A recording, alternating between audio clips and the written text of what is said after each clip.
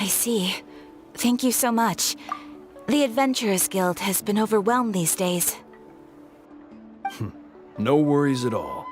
We've always valued the strength of adventurers. Given the current situation, it's vital that we all work together. Since we're facing the same enemies, I'll send you the intel we've collected on the Abyss so far. Then we can take a look at how to coordinate our efforts. All right. Thank you so much. Hi, Catherine, it's us! Got any new commissions? You two have come just in time. I've got some good news. The Pyro Archon has finished assembling her forces and stationed them all across Natlan. Given how the Abyss has ramped up its activities lately, we can no longer afford to act only after receiving news of an invasion. So the Pyro Archon suggested that the Scions of the Canopy and the Adventurers Guild focus on collecting and disseminating intel. That way, we can stay informed of everything that's happening across the land. Once we receive word of enemy activity, we can notify the nearest camp and the stationed forces can take immediate action. Yes, precisely. This should also allow us to focus on gathering information, rather than running around and trying to tackle everything at once. So please also take a chance to relax, you two. You've been working hard these days, and this will be a good opportunity for some well-deserved rest. So that's the plan! Whew, we can finally stop and take a break! Paimon knows that! It's not like Paimon just wanted to lay here and do nothing! The movements of the Abyss are always unpredictable. There have also been times when it suddenly became more active in the past. The people here generally see it as something like an acute natural disaster. Once the disaster is over, everyone will return to their normal lives. We just all hope that day will be sooner rather than later. Oh, right. Most people have no idea just how bad the situation has gotten in the Night Kingdom.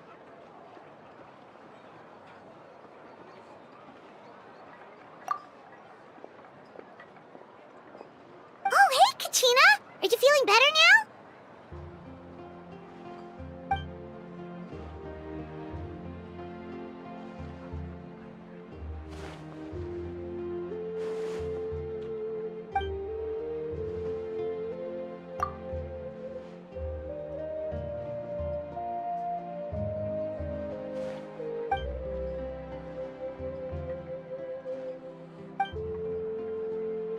Wow! So we'll finally get to meet Xilonen, the legend. Paimon still can't believe anyone could forge those things.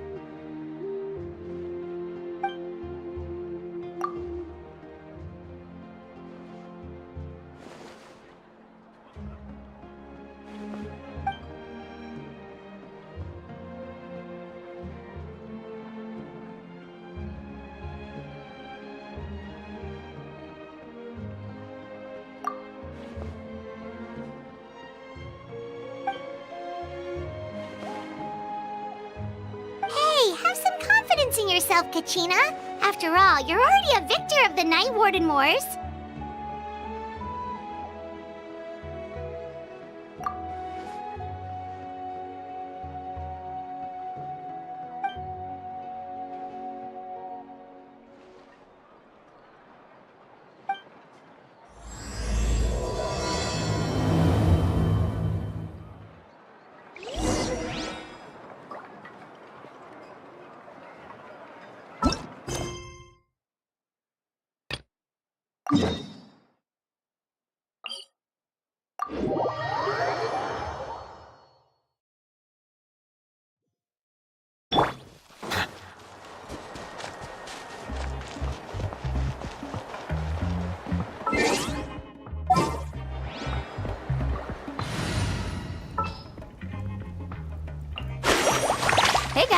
How's it going?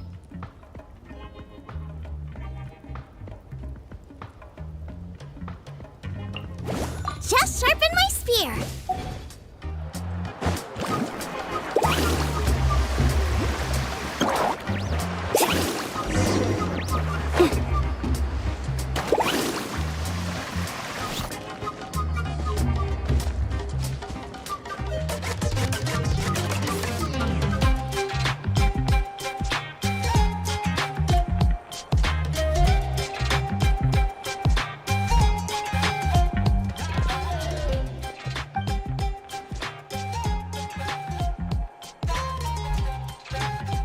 Ah, yes, so I've heard.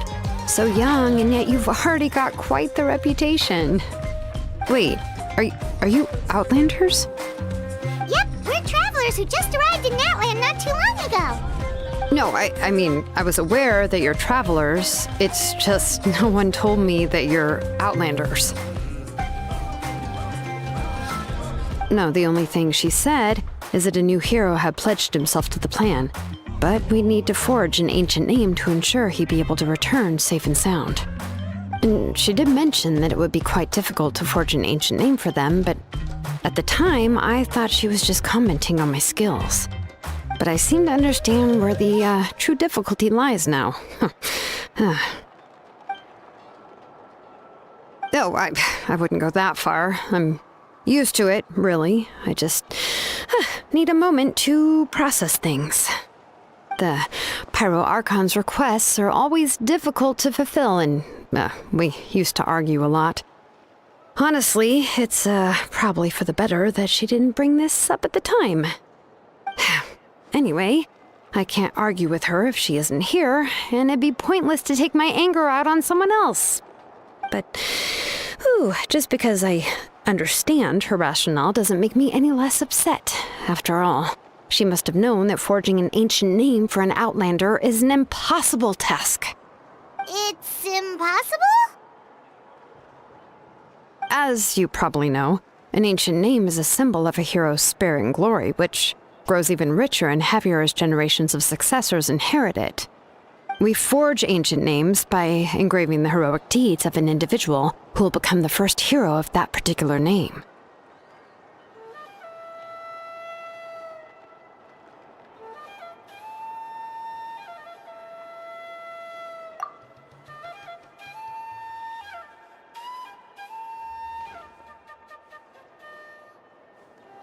But they were all performed outside of Natlan, correct? Yeah, that's right. Then those deeds haven't been recorded by the Night Kingdom. To take it one step further, even if you had performed heroic deeds in Natlan, as an Outlander, your actions still wouldn't have been recorded by our lands. Only memories and experiences that have been acknowledged by the Wyab can be used as a basis for an ancient name. Even the greatest of craftsmen cannot create something out of thin air, you know. That's just how it is. Seems the Wyab don't want just anyone to get a name, huh? Mawika, of all people, should know better than anyone, yet she's still entrusted the task of forging the ancient name to me. Oh, Paimon gets it. Nobody's happy being asked to do the impossible.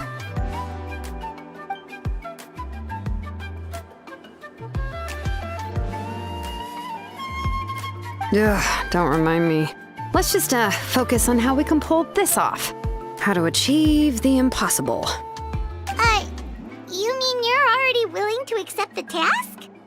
Well, what else can I do? What's happened is already done, and it's not like I can outright defy the order of my Archon.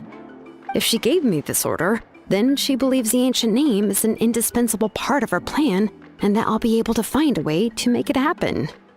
In other words, the order is an affirmation of my abilities. Whoa, not only has she accepted the task, but now she's looking for silver linings?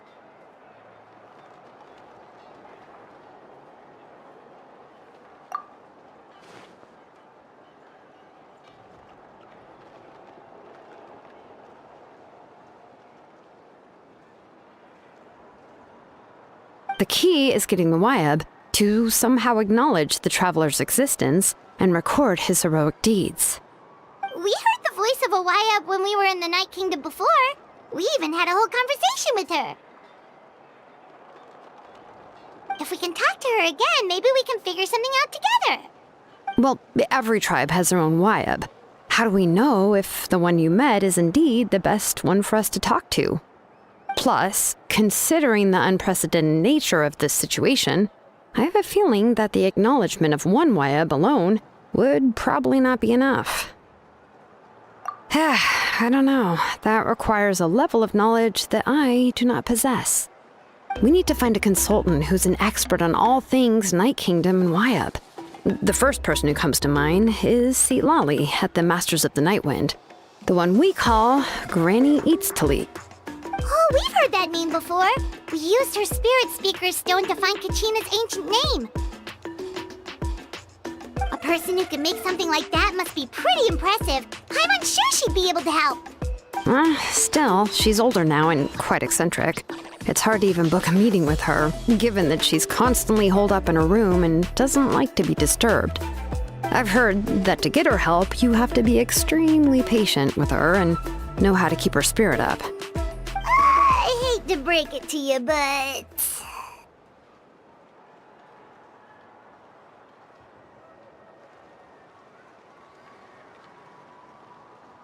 Huh. Why is that? I mean, didn't she already help you before? And you even managed to save Kachina. Well, yeah, at the cost of her Spirit Speaker Stone being split into two.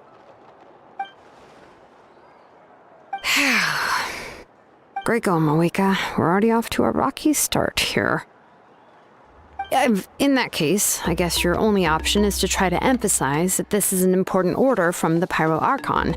Hopefully, Xilonen would still want to show respect to the Archon. I'll also write you a letter on your behalf. If you can find someone to deliver it and mention some good things about you, then that should help too.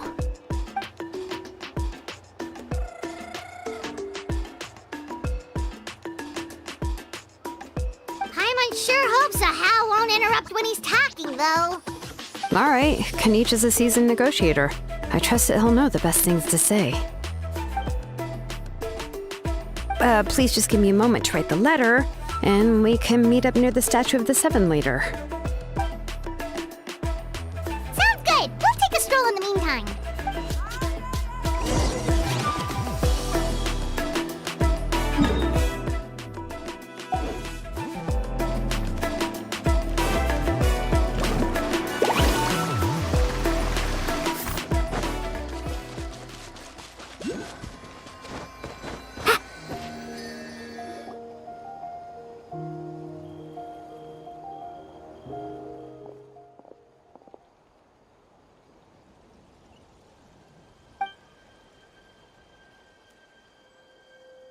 I'm sorry to put this on you, Kanich. It's just that you're probably the only person who knows how to deal with her.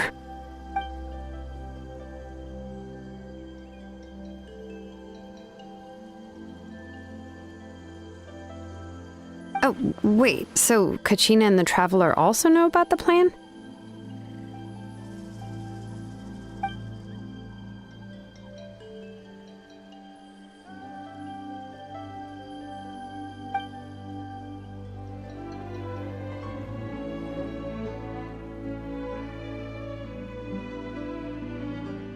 Right. She mentioned there are 6 heroes and that Xilonen is one of 4 that have already been acknowledged.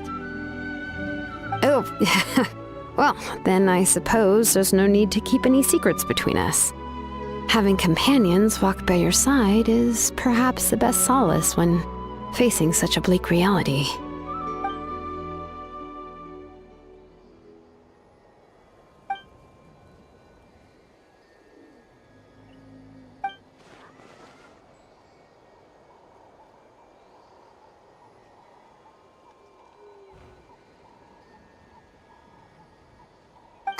See, Lolly knows him too?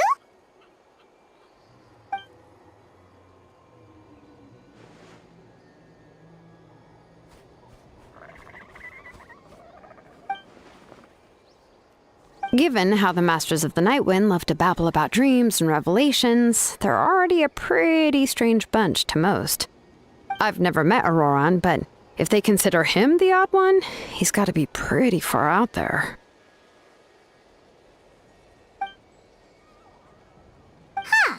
Makes sense. But Paimon wonders how Xilonen could be the first one to notice Auroran's disappearance if she spends the whole day in her room.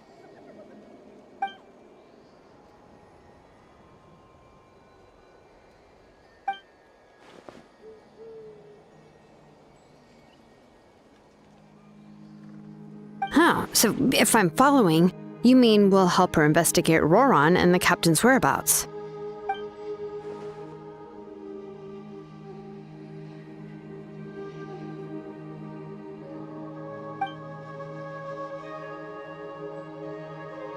Yeah! Plus, we kinda owe her one anyway to make up for breaking the spirit speakers down. Ah, this is a pretty well thought out plan, as expected of Molly Poke Niche. Then, yeah, I'll leave my letter to you. Let's hope Seat Lolly can meet at the stadium in 2 days.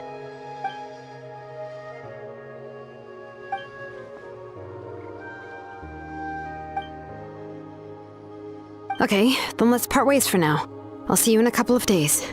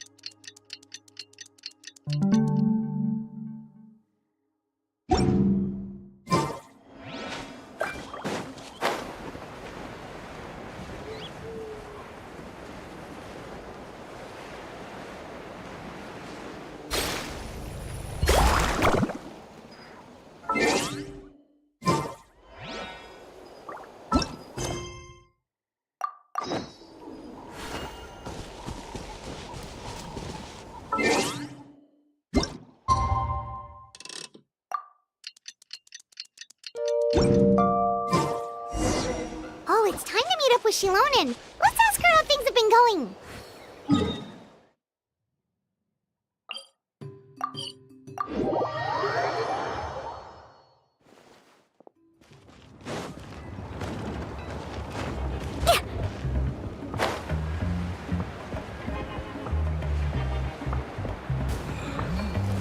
Faster! Off we go! Hey, Xilonen, how's everything going? Oh, hi, Traveler and Paimon. I have bad news. Seat Lolly did not reply to our request, although I suppose I'm not too surprised. Huh? You mean she didn't even bother to give Kenichi a response? Guess she really does have quite the ego then. Yeah, well, she can be also quite eccentric, though she's one of the most gifted people around. Even the Masters of the Night Wind often struggle to work with her. My guess is that she probably has other reasons for not deigning us with a response. But let's go to the stadium and see if we can meet her there. If we do get a chance to talk to her in person, we can still try to work something out. That's true. Let's go!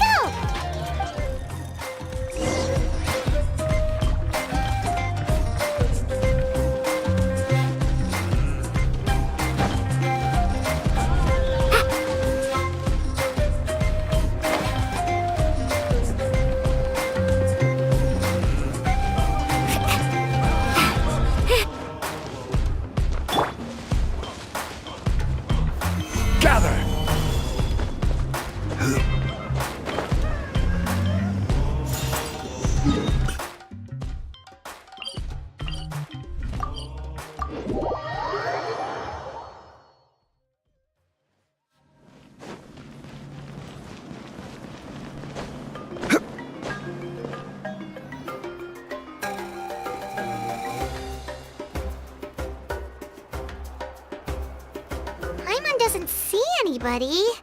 Seems she's just not gonna show up, huh?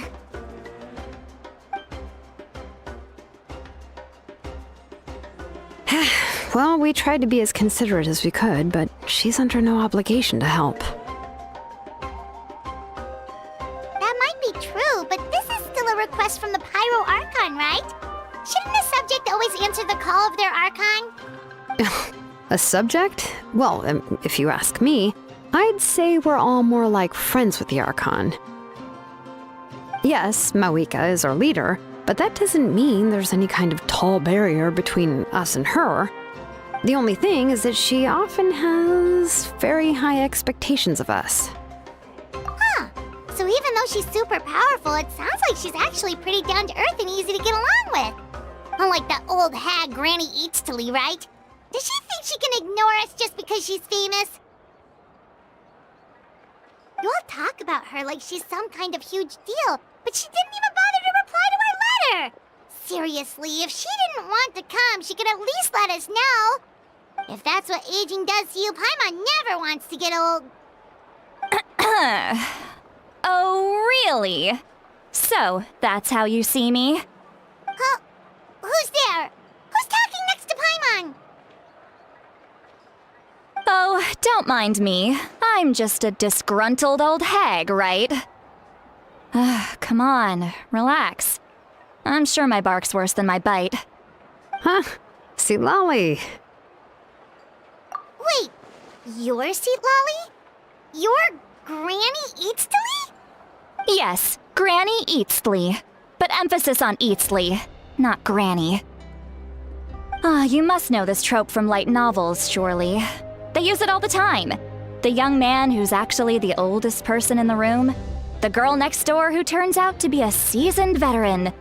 The wise sage who looks like a little kid. Oh, wipe that look off your face! You've seriously never seen an older lady that doesn't look her age? Okay, well, don't go thinking it's a trick either. See? I'm barely wearing any makeup. Did I forget to mention, she's called Granny, but she's actually pretty young. It was an honest mistake. I guess we've just gotten used to it.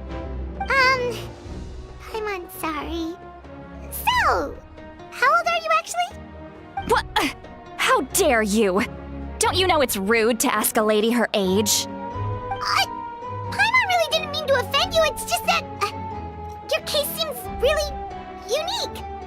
Oh, Paimon just wanted to apologize, but now she's putting more and more of her foot in her mouth. Really, Paimon just got a little mad since we thought, well, you were gonna leave us out to dry. It was my idea to invite you here, Xilonen. So if you're upset, you can just take it out on me. All right. I was only joking. I didn't mean to chastise anyone. There's really no need to take all this so seriously. If anything, I'm gonna feel awkward if we keep this going. I received Kenichi's letter and was planning to attend this meeting. Since I had already decided to come, I figured there was no need to draft a reply that simply said, "Understood." Besides, just showing up is the most important part, no? But, of course, it's also natural for people to get held up by one thing or another as they're trying to leave the house.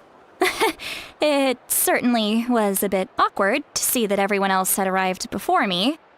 At first, I was thinking of quietly sneaking over, but since you were already here waiting for me, I started to think about how I should phrase my apology. Only to hear you all talking smack about me. Anyway, that's the whole story. Honestly, it's not like I owed you an explanation anyway.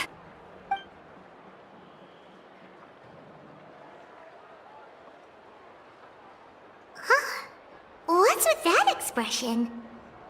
Was she feeling embarrassed just now?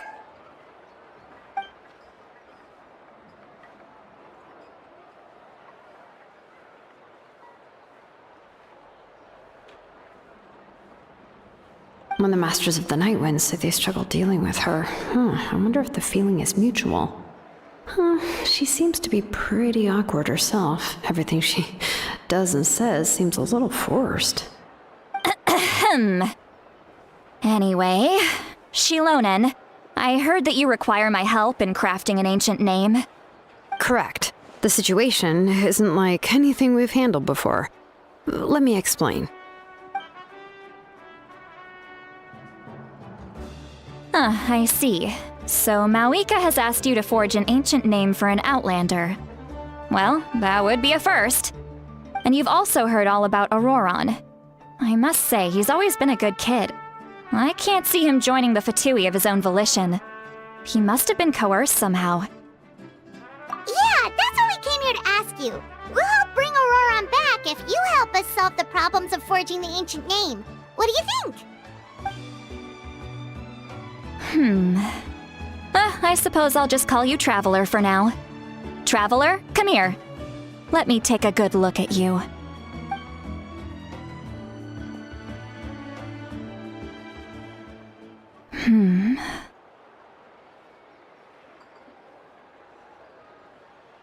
Wealth leads to unending conflicts between people. Yet you alone transcend the value of gold. Baleful thunder and wrathful waves bring terror to mortal hearts. Yet again and again, you've braved them to find new worlds. O weary yet free soul, even the most verdant leaf in the forest will pray for your happiness and safe passage. Those are all the things that I could see in you. You've experienced far more than even most mortals could dream of. You possess the heart of a sincere hero, along with the conviction to lift a torch above your head and walk headlong into the night. Huh? Don't move. There's something here. Huh? What thing? Don't scare Paimon. Is the Traveler gonna be okay? Shoo! That should do it. You've just returned from the Night Kingdom, so some fragments of souls were still stuck to your body. No need to worry. I've just cleared out the last of them. Isn't that kinda like having part of a ghost come back with you? It's nothing as serious as that. If left unattended, the most it could do is stir up some chaos in your mind, and generally worsen your mood. Well, in that case, better to get rid of them. It was nothing. Xilonen, let's follow your proposal. Once you've brought Auroron back, I'll take you to see the Lord of the Night. The Lord of the Night? But don't we need to talk to the Wyab of the tribes? Something this important is beyond their jurisdiction. Only the Lord of the Night can decide whether we can grant an ancient name to one who does not hail from our lands. The Lord of the Night is an ancient entity that rules over the entire Night Kingdom, constantly borrowing the power of the sacred flame to combat corrosion from the abyss. Oh, so you're basically saying it's even more powerful than the Wyab of the tribes. Well, that sort of makes sense, being the Lord of the entire Night Kingdom and all. Not exactly. It's not so much that one's more powerful than the other. But never mind. That's not important. It would take too much time to explain. Just listen carefully to what I'm about to tell you. The Lord of the Night is currently in a deep slumber, and we can only communicate with its consciousness while in a trance. In other words, in a dream. But I will need to prepare a few more things if we are to hold a ceremony to achieve the state of the trance. I'll make a list. Can any of you get everything for me? I can go. It'll probably be a long list, so better leave it to someone who knows all the local vendors. Sounds good. Then we'll go with St. Lolly to track down Auroron. Phew, the Fatui are nothing to scoff at, so please, be careful during your investigation. If you need any help, just come find me. Yep, we'll be sure to play it safe.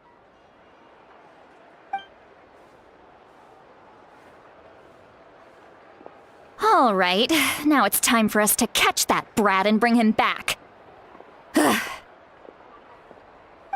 I'm sorry I made you wait earlier. It was actually because I decided to swing by Auroron's place to look for clues.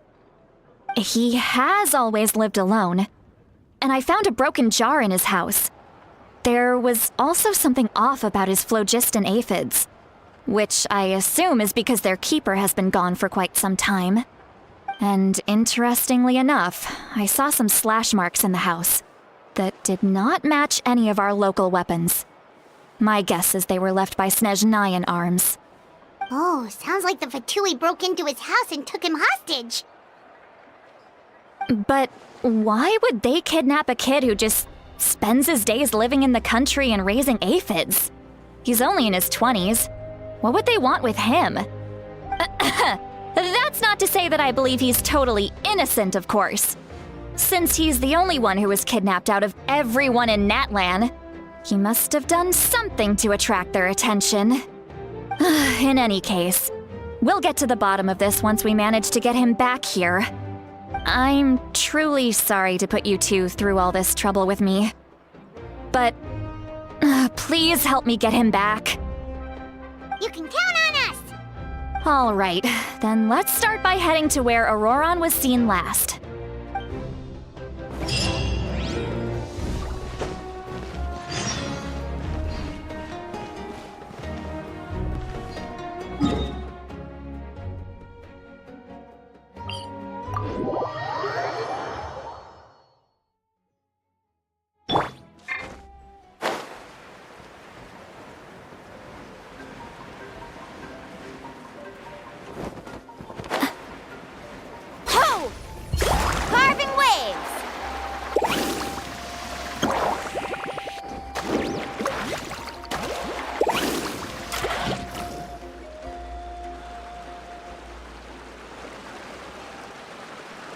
This is the spot. An eyewitness claimed to have seen Auroron speaking to some Fatui soldiers here. I don't know how much you're willing to believe me, but Auroron really is a good kid. I see no reason why he'd suddenly get involved with the Fatui. I'm convinced that what the witnesses saw was actually the Fatui coercing him, or perhaps trying to extract information. However, I doubt anyone would believe me, given there are no signs of a fight. Didn't Kanich say that she's a big name in Natlan? Feels kinda weird to see her so frustrated and helpless like this. Auroron? Well, he was left at the side of the road as an infant, and the people of the tribe took him in. You could say that everyone had a hand in raising him. He learned a lot from us, and once he reached adulthood, he built himself a house out in the countryside. He spends most of his days growing vegetables and raising aphids, living off of what he harvests from the garden. He's always been such a good kid. He would even get his friends to deliver whole bags of fresh produce to my place.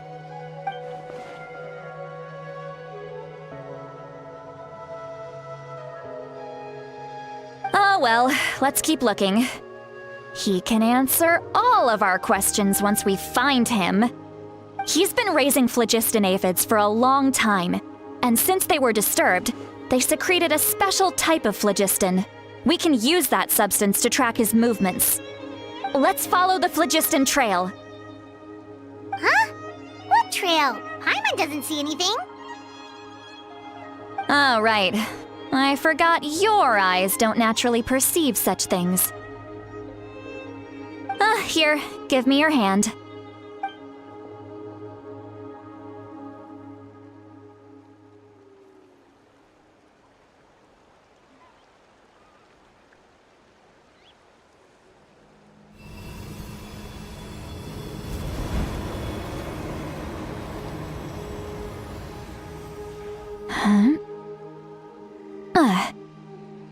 How about now?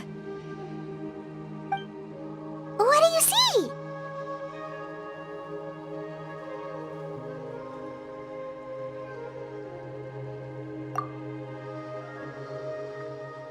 Whoa, Paimon can see it now too! That's right. I used a spell to temporarily transfer a portion of my senses to you. For a short while, you'll be able to see the phlogiston too. Wow, you can even share your senses with us? First time Paimon's heard anything like that. It requires a very rare spell that most people aren't adept at. But don't worry, it's a cinch for me. Between the two of you, it seems the Traveler's senses are a bit stronger than Paimon's. When I held your hand just now, I could sense that you've got a great affinity for phlogiston. You're extraordinarily gifted. Anyway, we'll need to use our vision now to track down Auroron. Good luck, you two. Over here, this way! See, Lolly might say a lot of deep and confusing stuff, but this spell of hers is really something. What was that? Oh, Paimon was just complimenting you. What does she mean by deep and confusing? As far as elderly shamans go, I'd say that I'm already pretty easy to talk to. Is there any other old hag who's as fluent in the language of the youth as me? But is my way of speaking still not trendy enough? I've already tried my best to match their speech patterns. But given the looks on their faces just now, or perhaps I'm still not fashionable enough?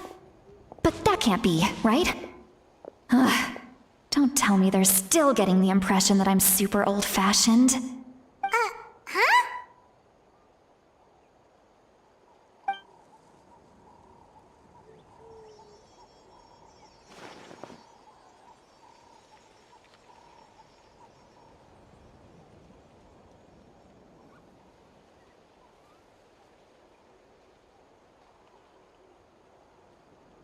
Was that St. Lolly's voice?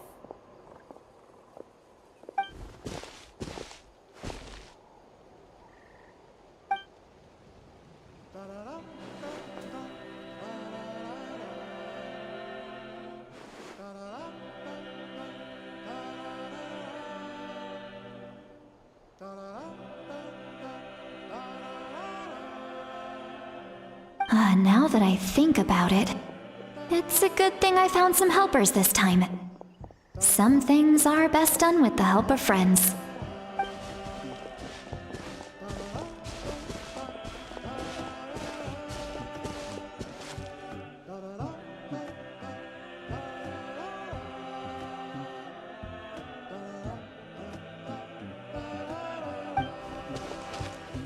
Oh?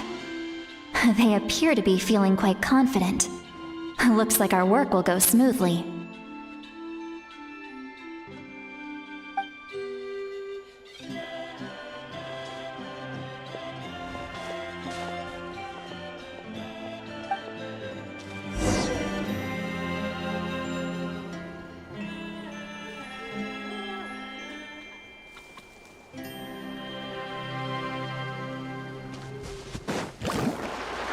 Hey, looks like there's a new camp over there. Yeah, judging by Paimon's experience as a guide, it definitely looks like people set up camp here. Wait. The phlogiston here is a bit odd. Let me see. Paimon sees a small shape here. Could it be some sort of symbol? This is a distress signal for the Masters of the Night Wind. Only someone from our tribe would recognize it. So Auroron was indeed being threatened. We've got to find him, fast. Leaving such a subtle mark implies that he was trying to be discreet. In other words, he was probably under the Fatui's watch. If they notice us, we can just charge in and fight them to the death. But what if my darling grandson is also there? I can't have him caught in the crossfire. No, I've got to be careful. Otherwise he'd get hit as well. How annoying. No, I've got to stay calm and keep my composure.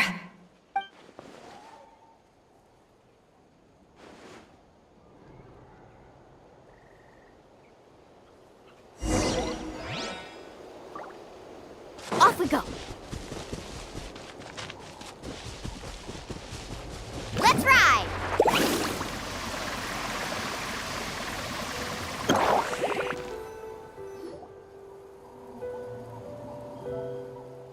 There are traces of people staying here too. Wait a second. The phlogiston around here is jumbled up. I can also smell a mix of elements in the air. Pyro, electro, and some other elements as well. Kanich told us that you were super amazing. No wonder you can sense so many more things than us.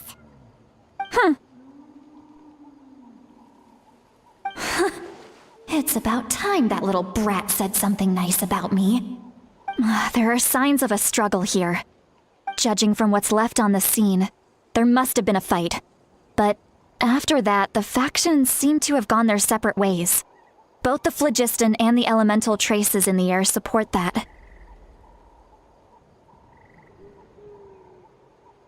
Do you still remember the little mark we found before? Paimon's thinking, what if Auroron wanted to leave another distress signal, but was caught by the Fatui?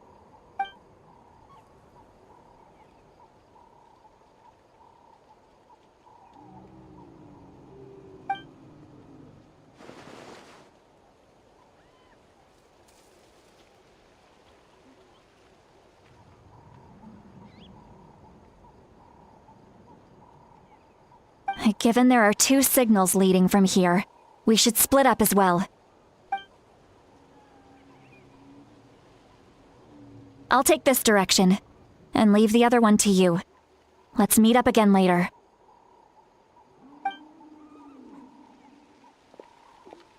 Auroron, what the heck were you doing? It's one thing to trouble me, but now I had to bring other people into this as well. You little brat. And off she goes! Traveler, did you hear all of that as well? Once Xilonen left, that voice went away as well. Paimon even tried calling her name inside Paimon's head, but there was no response. So you were thinking the same thing! Paimon also thought that if we could hear what she was thinking, then she could probably also hear what we were thinking in our heads. She did say that she was quite adept at this spell, and it doesn't sound like she's had any trouble with it in the past. Huh, maybe we're a special case and can hear her thoughts as a side effect. If you think about it, she's really got a lively inner world. It paints quite a different picture from Paimon's first impression of her.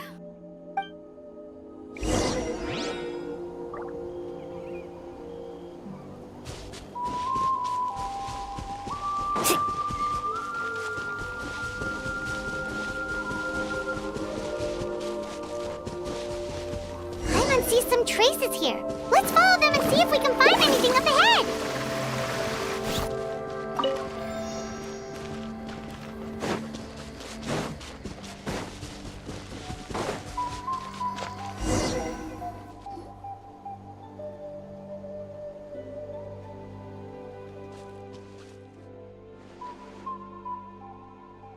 Did you find something?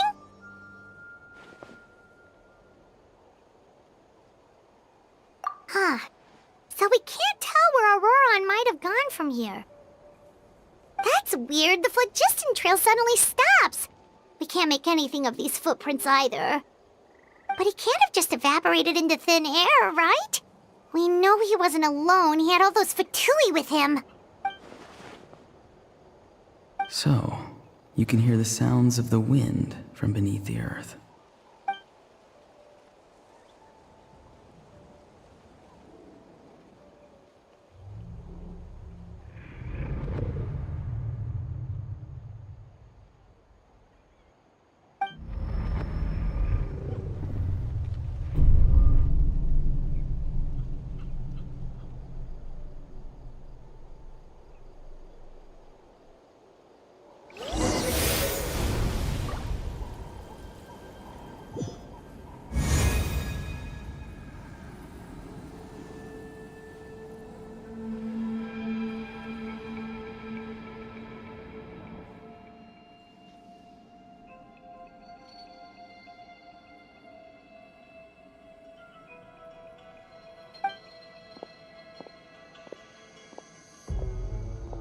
I'm very sorry, but please do not move. I have no desire to hurt you. I apologize that our first meeting has to take place like this. It's just that you're much like one of those animals with ears that perk up as soon as it senses danger in their environment. And given your combat proficiency, I would not have been able to gain an advantage over you if you were anywhere else in the world. However, you're now in the Night Kingdom, a familiar domain to the masters of the Night Wind. Hello, traveler. I'm Auroron, the one you've been searching for. Ah, the Fatui's custody.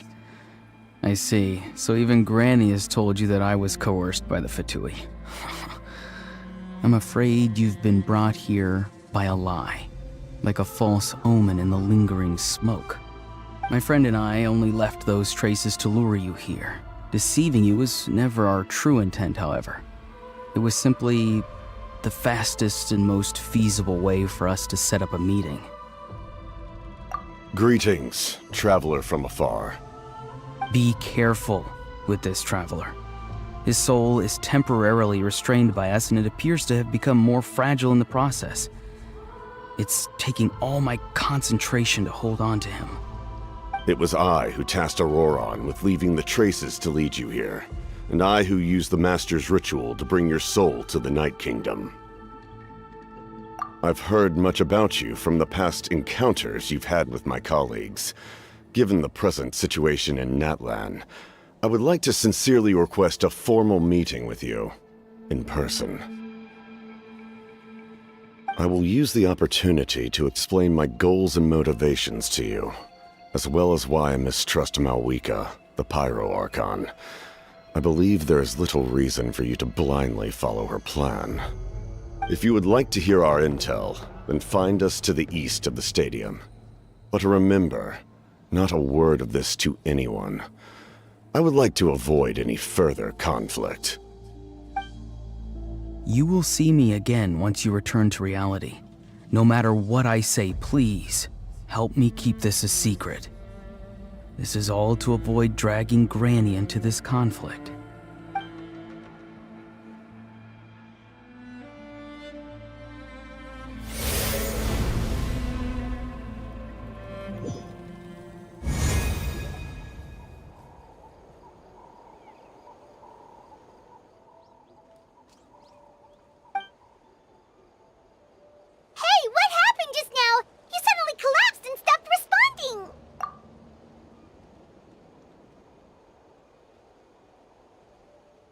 Hey, why are you sitting on the ground? Are you okay? See, Lolly! He froze for a moment and then just collapsed to the ground! Could it have been those leftover remnants from the Night Kingdom? Do you have any itches or pain anywhere? Don't worry, we can take a short break. Sorry, I know I asked for your help. But had I known you were feeling unwell, I wouldn't have taken you on this trip with me.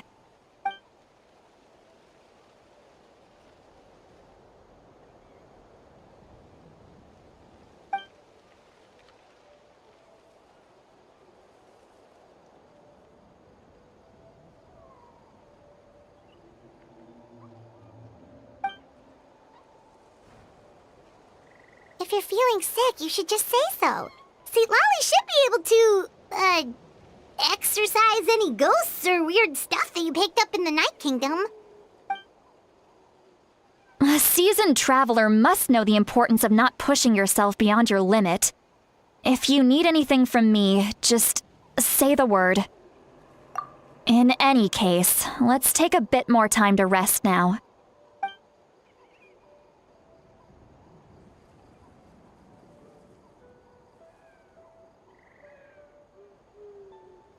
Need to be more careful next time.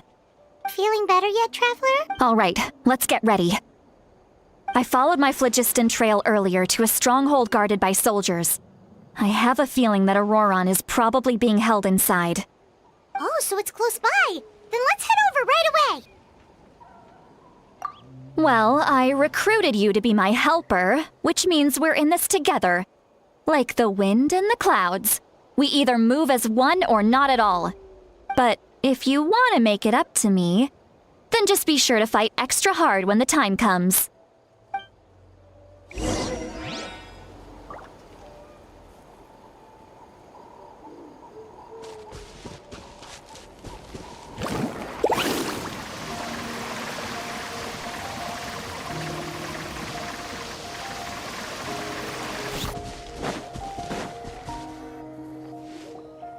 Look over there. Huh? Paimon thinks she sees someone in the middle of the camp. That's Auroron. So he really was taken by the Fatui.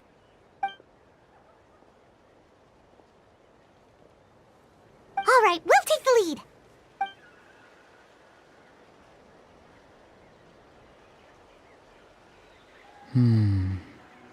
Hey, quit daydreaming. Don't you have work to do? I cannot see the sun. What? Without the sun, I cannot see the truth. You are currently blocking the light, so I must beseech you to move aside. Huh? Okay, Mr. Philosopher.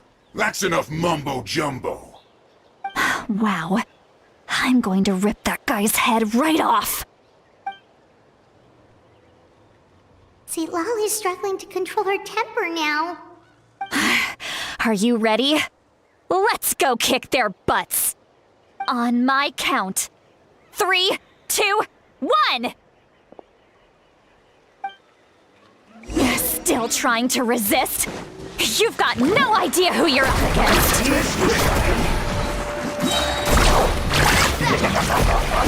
Let's shred, Sharky!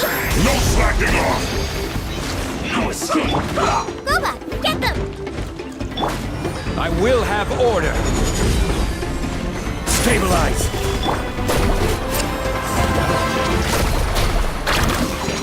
Stay right there. Innocent time! Right here!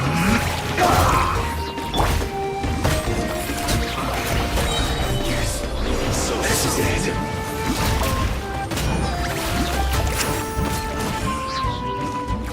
No slacking off! Carving waves! My work. Check this out! That's the luck! Let's ride! Quake! No escape. How dare you! From dead. Time to shine! Killjoy! We've only just begun. Order guide you. Solidify! Carving waves! I miscalculated. The loneliness of death. Auroron! Granny!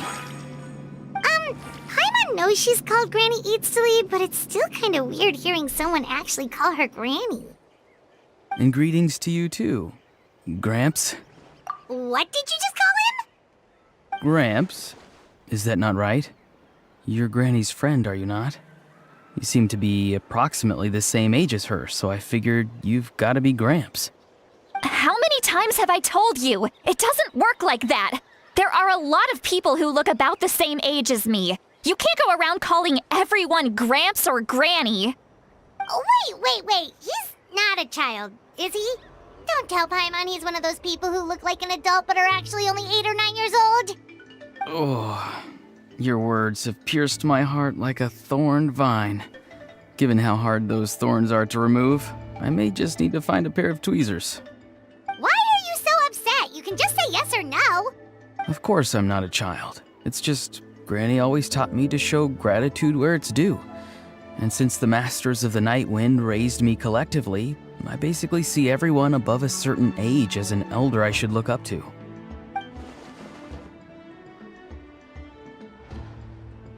Exactly. But if you keep that up, then everyone's going to be your senior. And do you think saying all of this is gonna save you from a scolding, Auroron?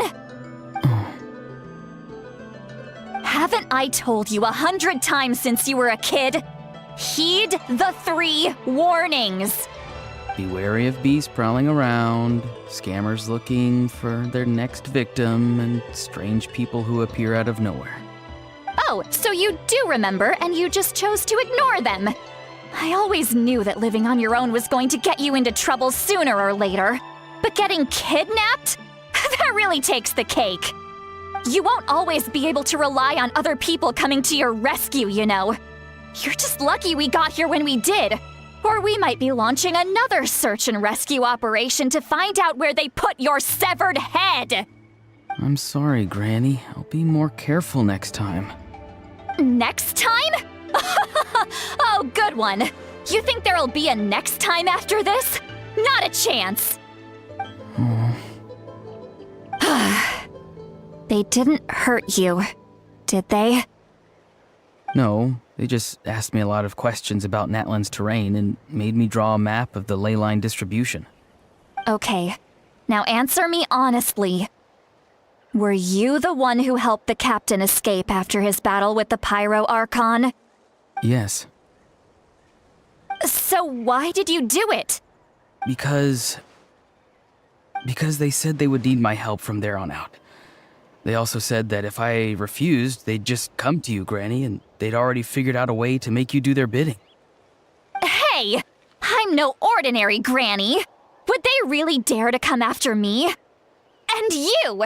Did the gods give you a brain just for you to not use it? Did you really believe everything they said at face value and not stop to think? Thankfully, the Pyro Archon only asked that we find the mysterious individual from the Masters of the Night Wind and didn't slap your name on a wanted poster. Don't think for a second that she doesn't know what's happening. Even if the truth that you see will soon manifest into reality, there is still no need to preemptively panic. Have you forgotten the words that I've taught you? I'm sorry. Forget it. We can submit the details of this camp and the defeated Fatui as evidence of your innocence. Let's clean this place up and get back to the city. Auroron, you better remember this lesson well and seriously reflect on your actions. Also, once we return to the city, come to the speaker's chamber with me. I'll need you to explain everything. Sounds good. Should I bring some of my homegrown vegetables as well? Your vegetables? Yes. I grow a lot of fresh produce in my garden. I hope the Pyro Archon won't be too picky about the selection. Now's not the time to be thinking about that. If you do come face to face with the Pyro Archon, the first thing you should do is... Recite the 3 warnings. Huh? No! You should emphasize that you were not in cahoots with the Fatui! How exactly did the Masters raise this guy? Oh, right.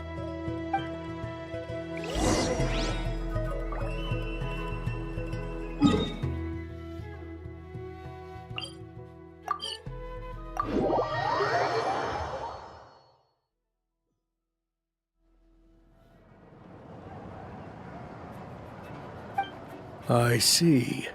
So Auroron came to the captain's rescue because he promised to help him in exchange for Xilolen's safety. That's right. I'm sorry. Now that you know Auroron was only trying to protect another member of his tribe, could I ask you to petition the Pyro Archon for her forgiveness? We'll give her a full report. We'll let you know once she's reached a decision. Will I need to stay here? Technically, yes. But if Miss Xilolen is willing to serve as your guarantor, then we can release you from custody. Sure. I'd be happy to do that. I don't have any more time to waste here. I still have other things to do. Understood. Thank you very much. Mr. Auroron, please report back to the Speaker's chamber as soon as you've received notice of the Archon's decision. I understand. Thank you. And thank you too, Granny.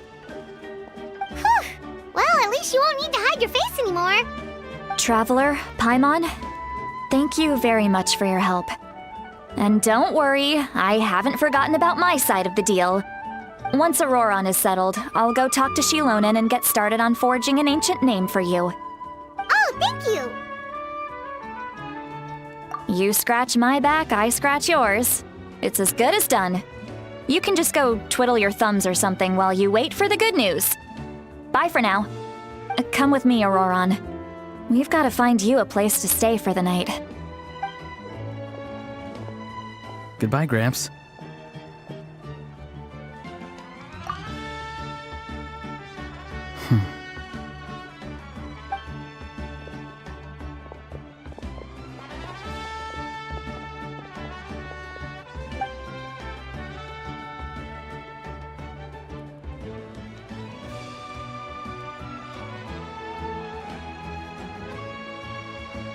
We're finally done. Alright, it's time to find some grub. Huh? What is it, Traveler? What? The captain? Sorry. Paimon just didn't see that coming. So you really saw him in the Night Kingdom? And he didn't attack you? Oh, that Auroron, what is he up to? He sounded earnest enough just now. Paimon would have never guessed anything was happening. All that stuff about protecting Xilonen and being forced to help the Fatui when he's actually been a willing accomplice all along. Yeah, you're right. Still, Paimon appreciates you telling her about this. Paimon will support your choice no matter what, so if you want to go, we can go together. We still have another whole day before the meeting, so we'll just meet with them when the time comes.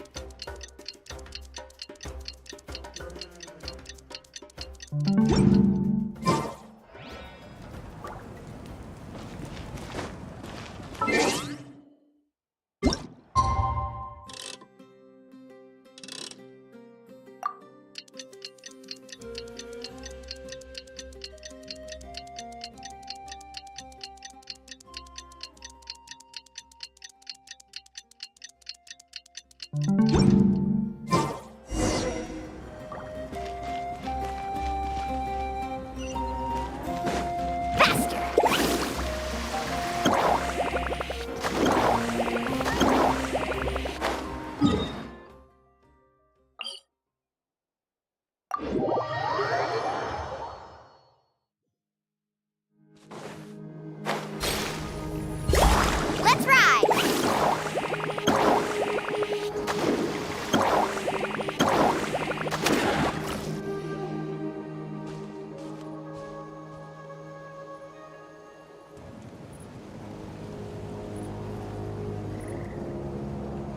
Weird. Paimon doesn't see anyone.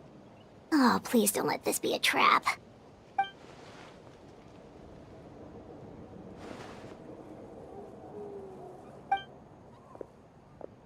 What was that? Good evening. Nice to see you again. It's you. You shouldn't pop up from behind people like that. What are you, a ghost?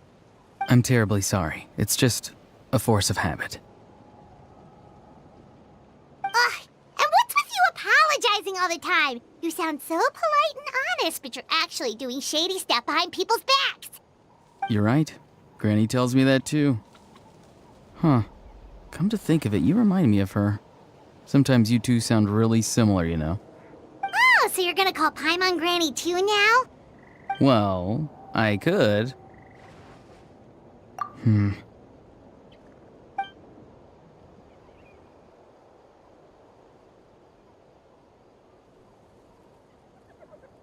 It's all clear. Over to you. Excellent. The fact that you showed up proves that I was right about your character. Yet, there's been a lot of talk about you. Child told me that you're passionate about the unknown and willing to take risks. Rather than facing you as an enemy, I would much prefer to bring you to my side. If we allow the current state of things to continue, we will inevitably clash, and that's a scenario that I'd very much like to avoid. I've long heard of your exploits across the nations.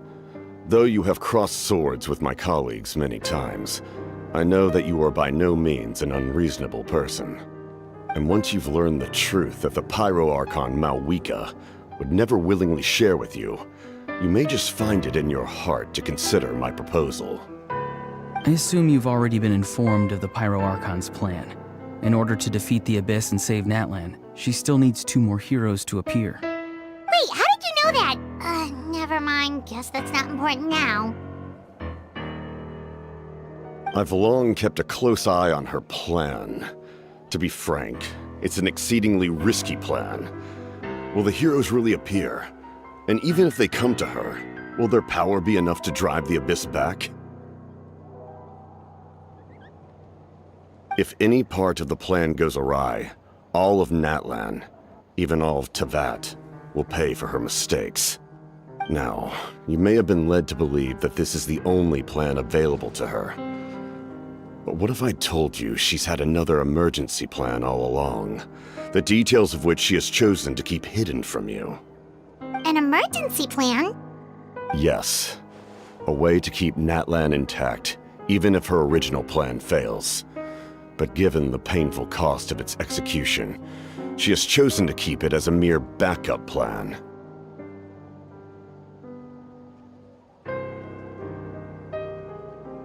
Whether this stems from hesitation, fear, or even naivete, I cannot say. But Natlan cannot afford to wait until she comes to her senses.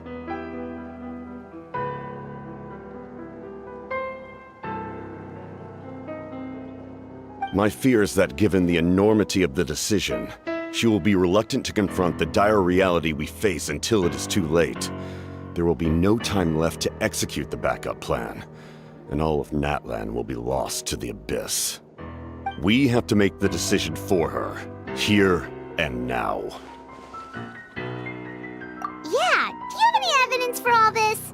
Just telling us a bunch of scary stuff isn't enough, you know.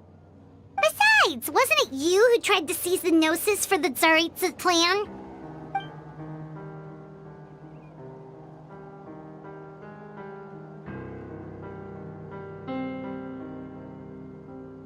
I knew you'd be clever enough to see. That's right. I did not seek the Gnosis for the Tsaritsa. Since I was defeated in battle, I must put to rest my thoughts about the Gnosis. But even so, my desire to save Natlan remains unchanged. And now, I have found a new way to solve the crisis. We can implement it immediately if we reach an agreement. Someone's here. Huh? The captain disappeared!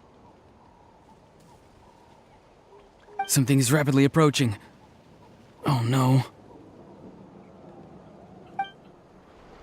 Something? Bad news, chump! It's your granny! Xilonen? When did you get here? I knew something was amiss after we were separated. Hidden ceremonial tools, an unconscious traveler. I must say, I'm very curious about what you're up to. How dare you go behind our backs like this, Auroron? Colluding with the Fatui? Really?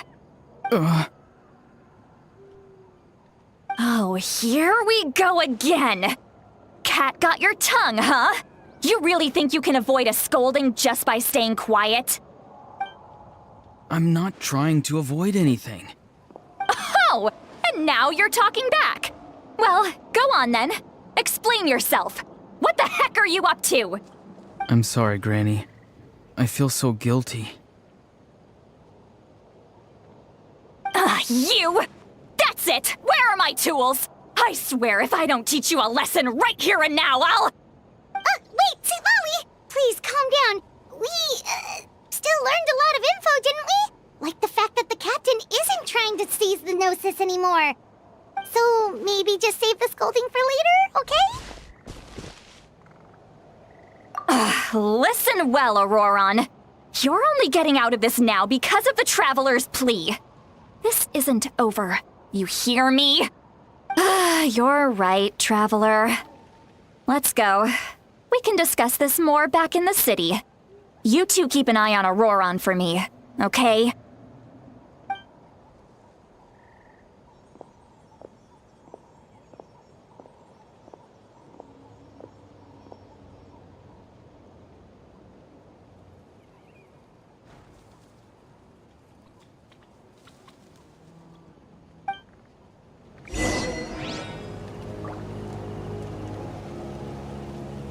Need a surfboard?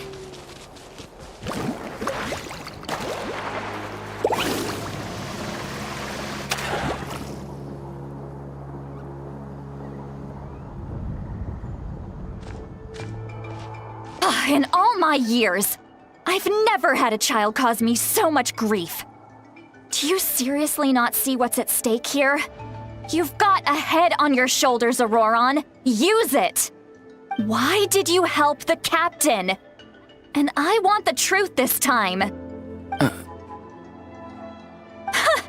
No answer? Think you're being smart? Then let me ask a different question. What does the captain want? What is his purpose in Natlan? Really? You're just going to stonewall me?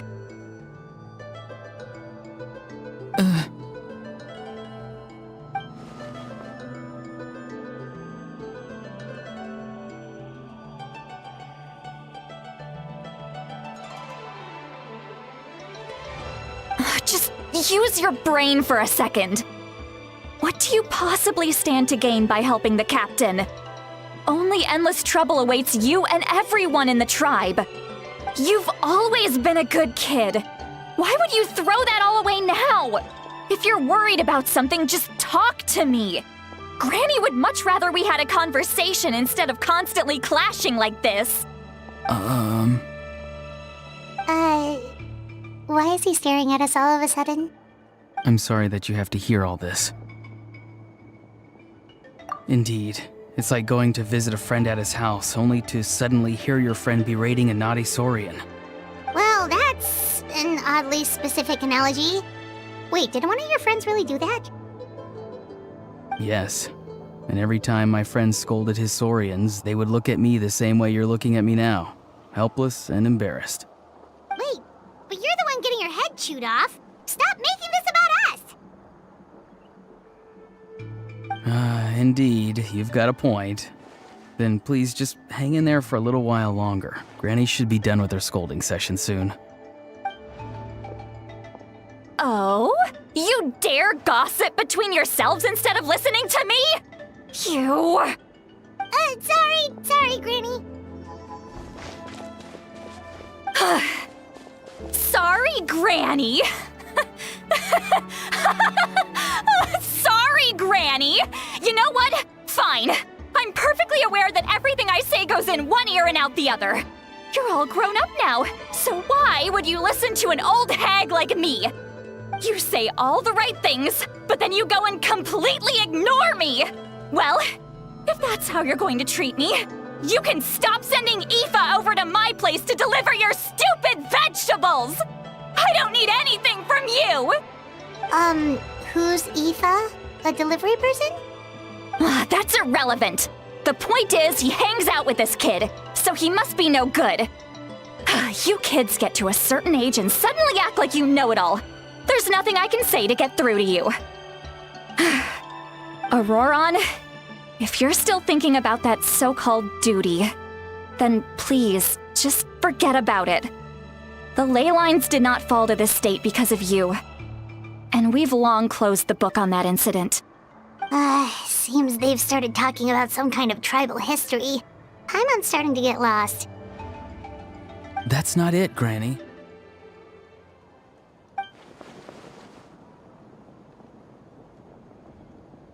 I know you tend to get down on yourself when you're upset, but I can tell I really hurt you this time.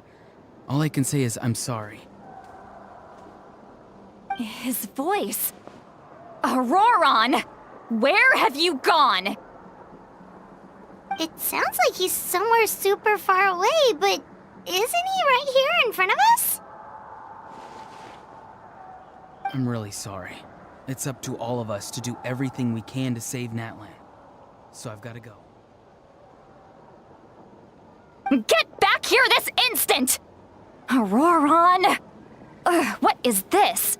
Powder from plant spores? Is that the trick he used? What just happened? How was he able to suddenly get so far away like that? It's a trick of his. If you grind spores into a powder and spray it in the air, it can be manipulated to create an illusion. He pulled it off flawlessly. He must have put a lot of time into perfecting it.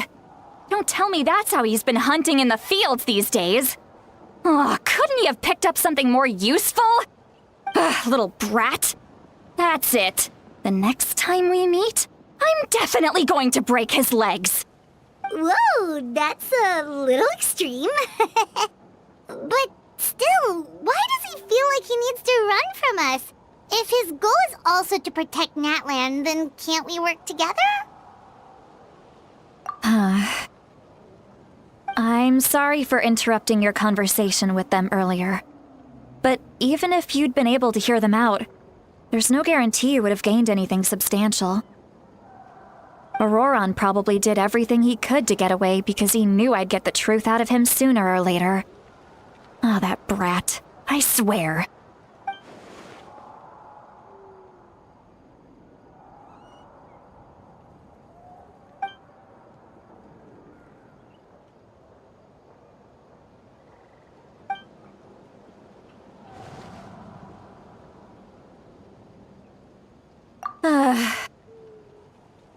We've got quite a long walk back to the city. Let's take our time. It'll give me a moment to figure out how to explain all this.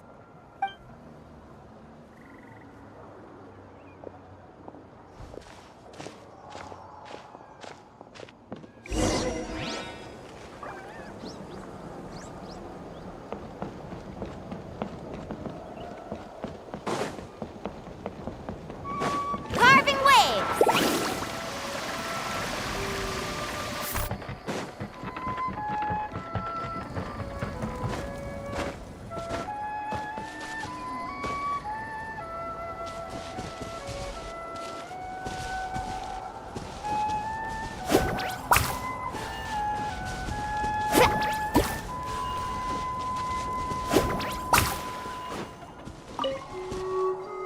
Let's ride!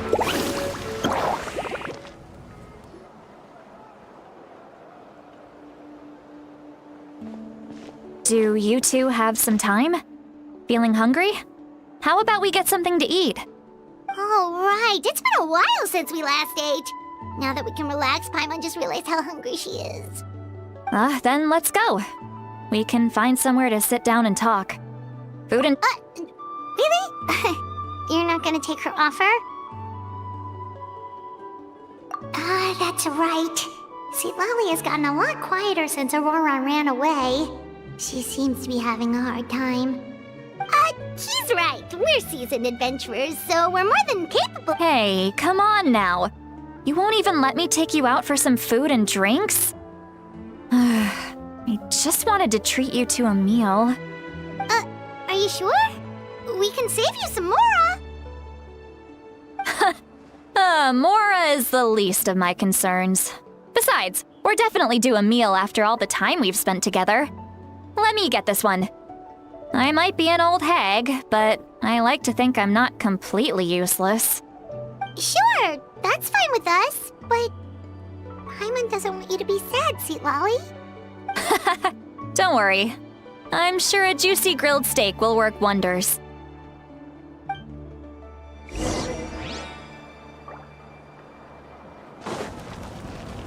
Faster!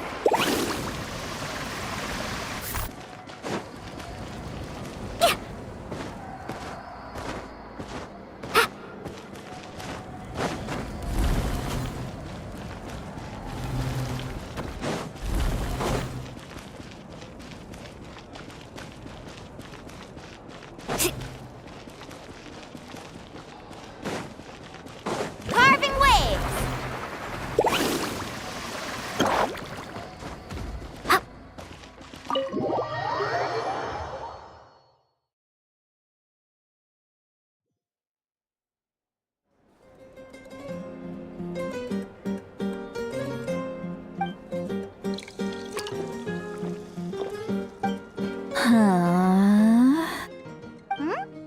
What are you looking at? Do you see two people standing by the door? They look like spitting images of each other. Are they twins?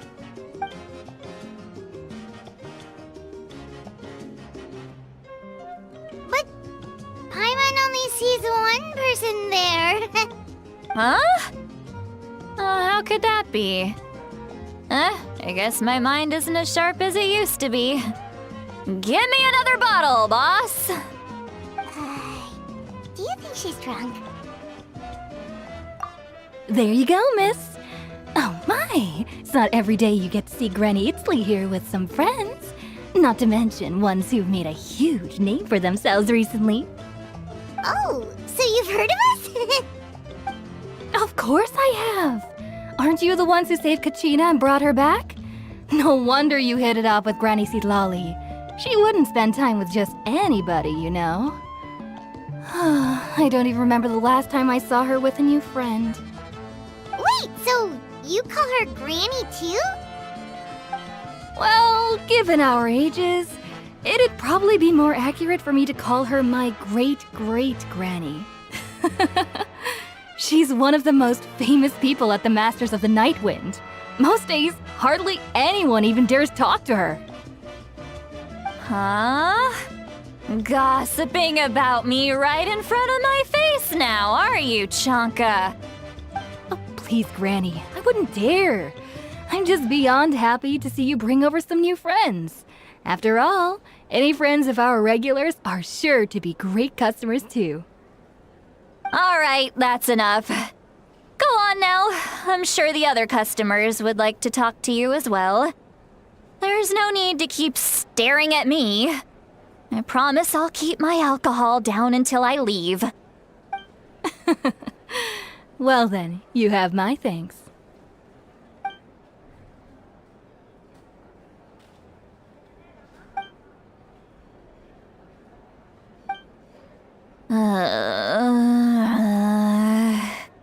Seat Lally? Seat Lally? Who's that? You got some gall calling me by my first name. Let me guess. You want to test your skills against Granny Eatsley, don't ya? Are you still with us, Seat Lally?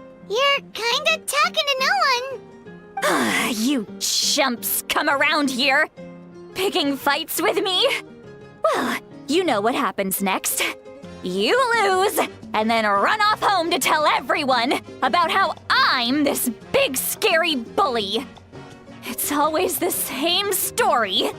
You brats start it, I finish it, and then I end up with the reputation of being some kind of terrible monster among the shamans. I mean, come on. Monster? Me? Really? What did I do to deserve that? Granny Seat Lally, you're not a monster at all. Exactly! And while we're at it, I'm not some lazy slacker either. Between meditation, advising the chief, and speaking with the Wyab, I actually have a pretty packed schedule, you know. Oh yeah. And I have to mentor all the new kids. Hey, new kid. Yeah, you. Don't play dumb. Didn't I teach you how to find phlogiston? You see? I know my stuff. I'm a good teacher. You tell him. That's more like it.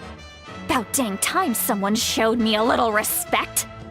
Yeah, Granny's a hard worker, all right.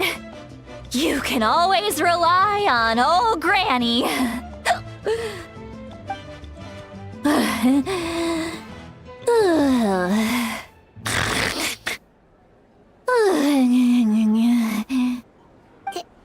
Did she just fall asleep with her eyes open? Oh, jeez. Behind this pitch-black curtain, a chapter of hatred reveals itself. Behind the smoke. The lingering smoke. She's meditating again. She does this whenever she's had a few too many drinks. Her mind's actually racing at this point. It's quite the opposite of sleep. Is this another specialty of the Masters of the Nightwind? No, I'd say it's an ability that's unique to Sitlali herself. While she can easily pick up everyone else's skills and tricks, few have been able to master hers. Warning, warning. Red, the color of danger, has now arisen within that pair of eyes. Huh?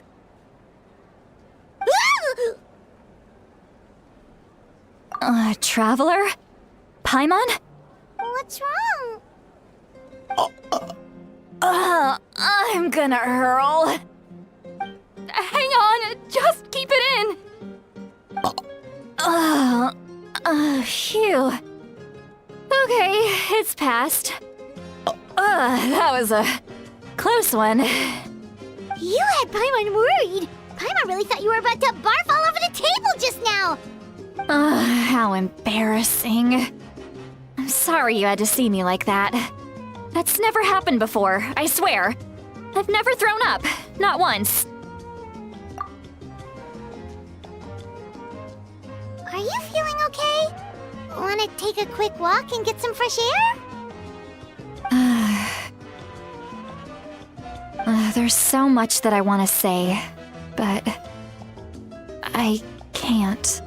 Why not? Of course you can. Just say whatever's on your mind. Please, Paimon, it's not as simple as you think. We've only known each other for a few days, right?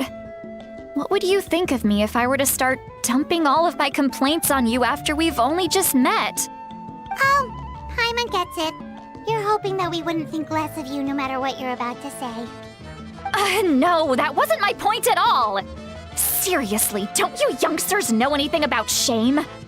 I'm talking about shame! I've lived all these years and still can't get rid of it! Surely, you know the feeling too? Actually, about that. Huh? Tell me what? Yeah, this is as good a time as any.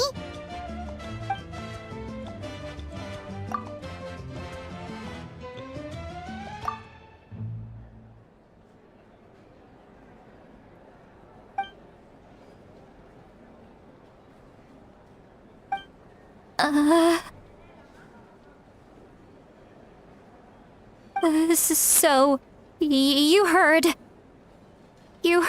my... It's okay, Sweet Lolly. You had every right to complain about those things. I can't take it anymore! Why do these things happen to me? Hearing me mumble under my breath is one thing, but hearing what I mumble in my own head? That's too much! It's just like when you're rolling on the floor in your pajamas, but you forget to lock the door, and someone bursts in to deliver cabbages and sees the whole thing! So that, happens to you a lot. It happens to people in general, okay? Doesn't matter if you're 200 years old or 1,000 years old. Everyone rolls around in their pajamas sometimes. I was just picking something generic. Take a walk with me. I have things to share with you. Looks like she's completely given up. Like those criminals who just confess everything and accept their fate.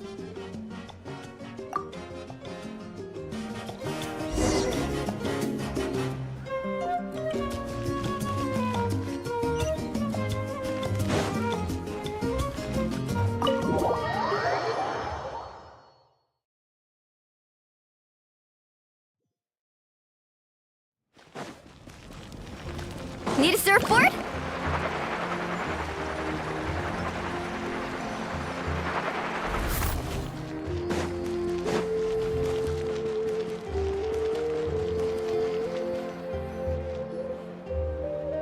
Well, great view, right? I love coming here by myself. Wow, it's beautiful! You're making me want to cry. Oh no, what do we do? Please don't cry! I was an expression, okay? A figure of speech. I'm just... embarrassed. Here you are thanking me. Even after you helped me all this time. Let's just have a casual conversation. It's easiest that way. Really? You don't seem like the kind of person who keeps things casual. Well, I guess I used to be more of a stickler for the rules. And you're right, I don't usually open up to the people of my tribe like this. I'm just an eccentric old hag to them. That story's been passed down so long, it might as well be true. But you're just a regular person. The kids of my tribe would have a heart attack if they heard you say that. Granny Eatsley is a powerful figure. Be careful around her. That's what they'd say. Well, you are powerful. Are they afraid of you?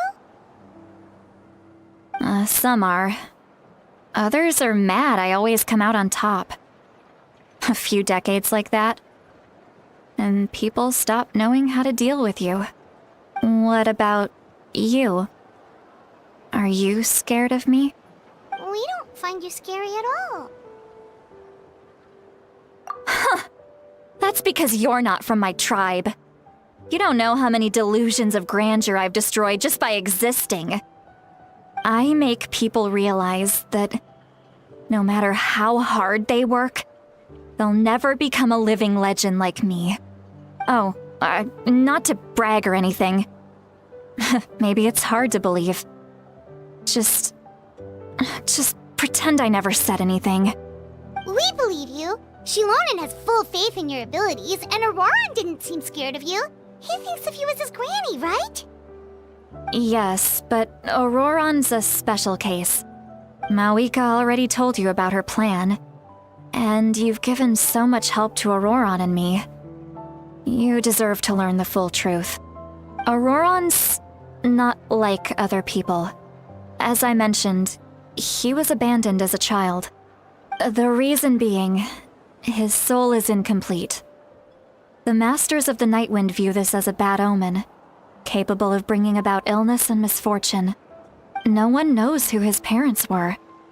He was just left on a rock in the wilderness. It's a miracle he wasn't devoured by some wild beast. The Masters of the Nightwind believe they can see human souls, and in Auroran's incomplete soul, they saw a possibility for Natlan. A possibility to turn Auroran into a vessel for lost souls.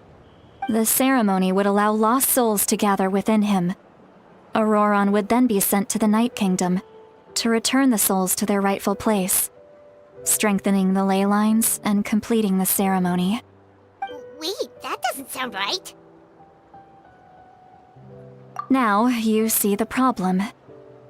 When damage occurs to the Night Kingdom, the souls held within disperse and remain adrift, unable to find a way back to the ley lines. This loss of souls damages the Night Kingdom even further. The ceremony can send back countless souls at once, which would benefit the Night Kingdom and the souls themselves. Of course, the vessel, Auroran, would be sacrificed in the process. I wasn't surprised the chief at the time came up with the plan. The ley lines were already in a terrible state. A suitable candidate for the ceremony appears, and now you have the chance to make things better. Of course you're going to take it.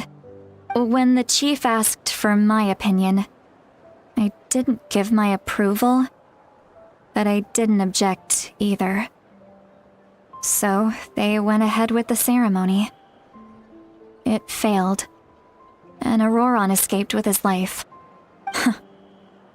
Pathetic, isn't it?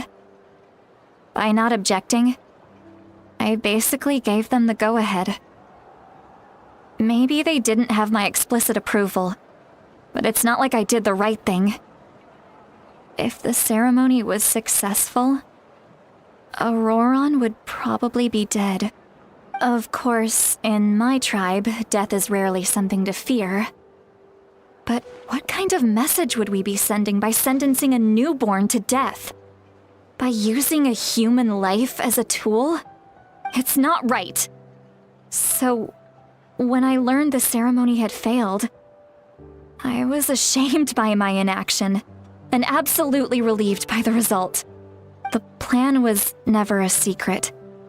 Or, I guess I should say, there was no point to keeping it a secret. A simple investigation from Auroran would reveal everything. Everyone thought he would be happy he survived, and he never really said anything to the contrary. But just as I was about to put all of it behind me, he asks this question. Would Natlan have been saved if the ceremony succeeded? Wait, but it's not his fault. He knows that, but he still feels guilty. Auroron has a strong ability to perceive souls, more than any of us. He understands just how dire the situation with ley lines has become. Maybe he chose to work with the Fatui because he still thinks he owes a debt to Natlan. I can only imagine what they told him. Traveler, didn't the captain say he found a way to solve the crisis? Maybe that's what brought Auroron into this. Anyway, we can't just let things go on like this. We have to convince him to come back! You don't look so good, Xilonen. Maybe you should head back and get some sleep. Probably drank too much. It's okay. The fresh air is doing me good. Okay. Forget that. I need to go home. I hit it a little too hard.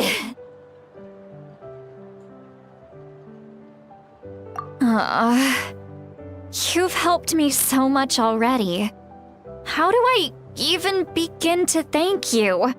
Hey, we're friends, aren't we? Besides, you already said you owe us a favor, so you don't need to worry about us. Good point. Well, I'll go home and get some sleep. We can figure out our next move in the morning.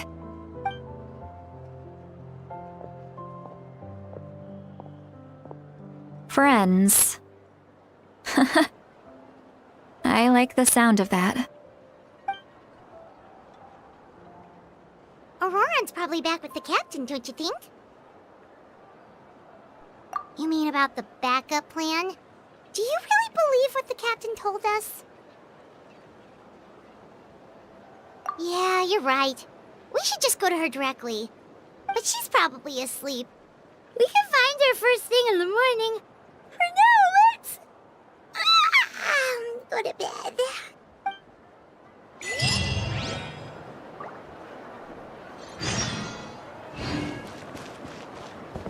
Let's ride!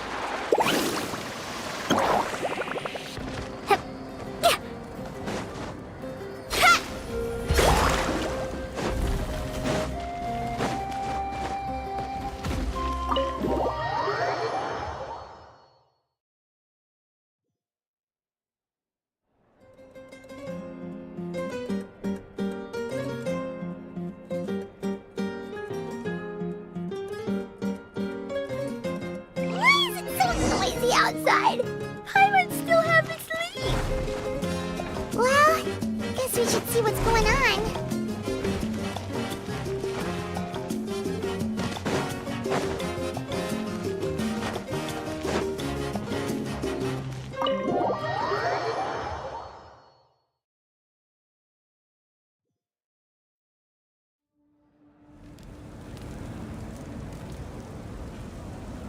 You're already here.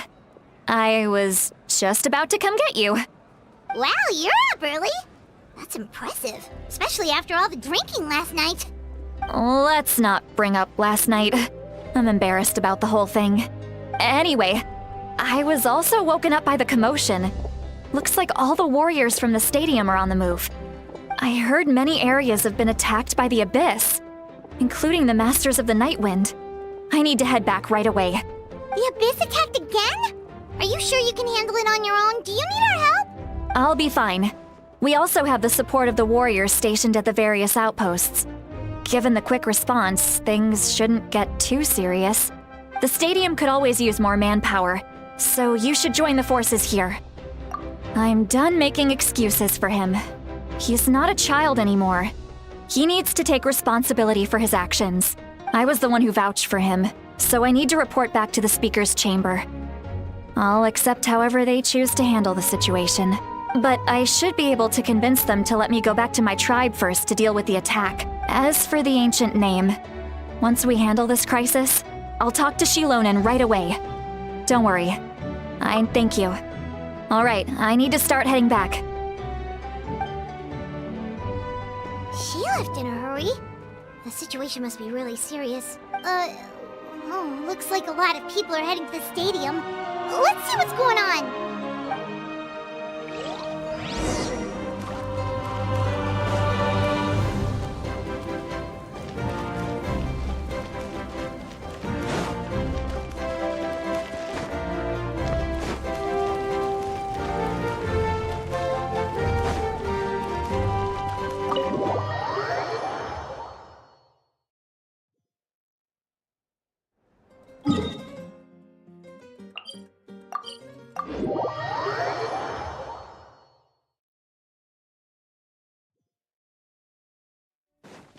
Carving waves!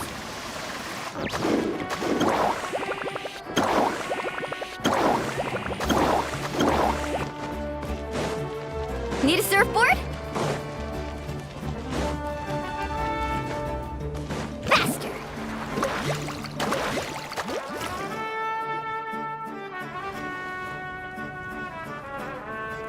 Traveler, over here! Perfect. Our star Outlander has appeared. Oh, you're all here! But, what's with the whole Star Outlander thing? Just my way of saying how awesome you are. We've got a real emergency on our hands, so this is the perfect time for you to show off your skills. Alright, but can we get a quick rundown of the situation first? The Abyss suddenly attacked the Collective of Plenty, the Masters of the Nightwind, the Children of Echoes, and a number of our camps and outposts in the wild. Yes, and the attacks are increasing in frequency. The tribes have plenty of defenses, so they're safe for now, but I can't say the same for the adventurers and merchants stuck in the wild. Chaska and I have been searching for survivors and treating the wounded. We just got back, but we need to head out again soon. I plan on heading back to the Collective of Plenty, just in case my tribe needs me. What about you, Mualani? Where are you gonna go? I'll go help the Children of Echoes. They're the closest, so I can start fighting right away. What about you guys? We could go together.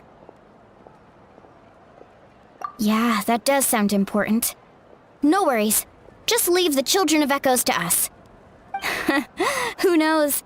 Maybe yours truly will have the Abyss on the run by the time you're finished. That would be pretty great, actually. I hope my tribe gets through okay.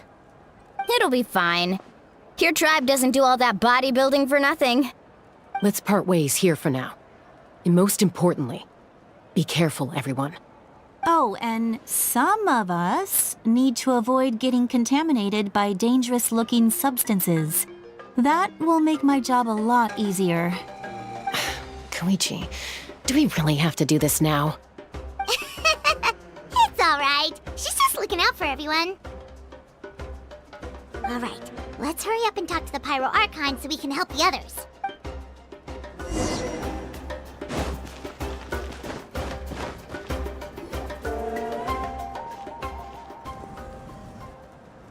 Oh, it's you two. As you can see, things are not looking good right now. People across Natlan are in danger. Look, I'm very interested in your recent adventures, but this is not a good time. So we'll have to keep our conversation short. That's alright, we're also in a hurry. We're gonna go help the Children of Echoes after this. What?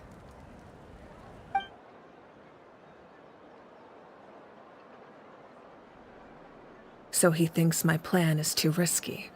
He thinks I'm being stubborn. I shouldn't underestimate the Fatui's ability to gather intelligence. The Gnosis does have that function, but there's more to the story. I will answer you honestly, but you must help me keep this a secret. I can use the power of the Gnosis to save Natlan, but it comes at a heavy price. The Gnosis would drain all the souls and memories from the Night Kingdom and weave them into a giant net, which would surround the ley lines and protect them against abyssal corrosion. Wait, you can use souls to weave a net? But does that mean... Yes. It means sacrificing those souls in the process. Souls are just another form of life. The cruelty of this method is self-evident. The Night Kingdom not only houses the souls of the dead, but also our memories and legends. Using the Gnosis means converting all three into material for the net, erasing our history and culture. Even then, the net can still become corroded. If we cannot find a way to repair the damaged ley lines before that happens, then all those sacrifices are for nothing. Given the enormity of the price, it's a solution I refuse to consider right now. I want us to win, but I also care about how we win, and what that means for us in the end. Now it's true, both plans come at a risk, but after weighing our options, this is our best bet. Natlan is unique among the nations of Teyvat. Given the ever-looming threat of the Abyss, the Pyro Archons had to account for the worst-case scenario. Having a contingency plan is our duty, not just to the people of Natlan, but to all who live on this continent. Still, this has always been a well-kept secret. I'm very curious how the captain learned this information. Oh, one more thing? The captain said he found another way to solve the problem. Could be equally as extreme, though. Without the Gnosis, he should have no other option. But I see no reason for him to lie. Seems like our only path forward is to track him down, so he can answer that question for us.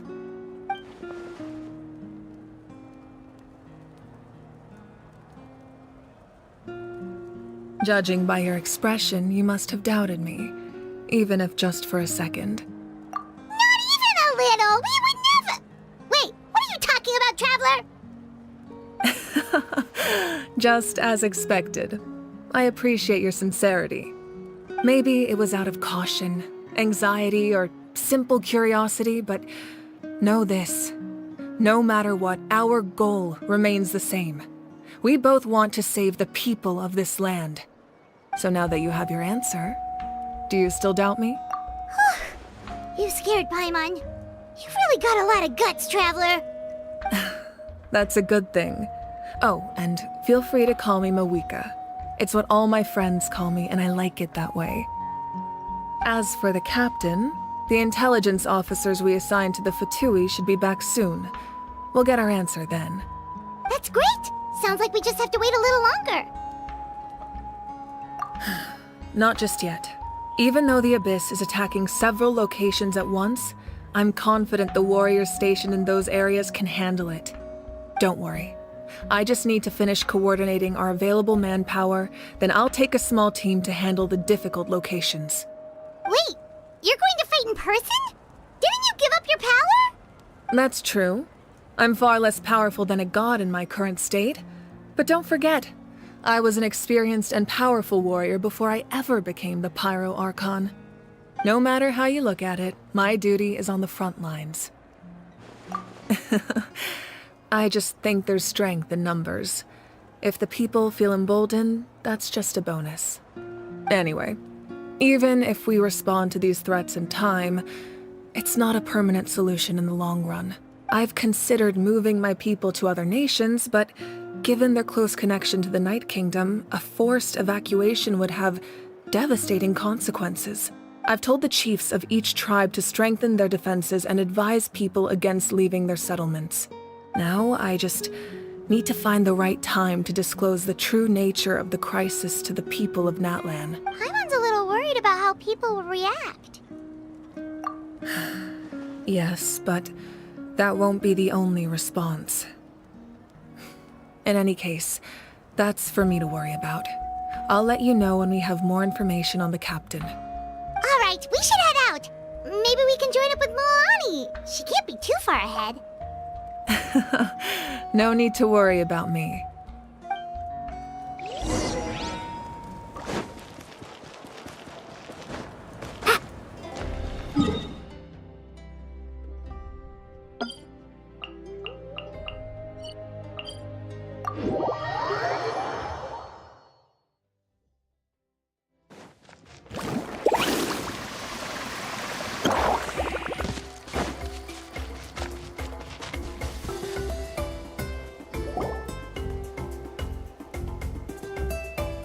Quick, over here! To safety!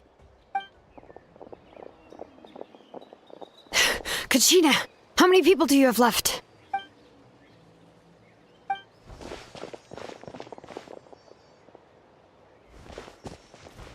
What's the situation? There's a trapped caravan that needs our help. We need to rescue them as soon as possible. We'll go together.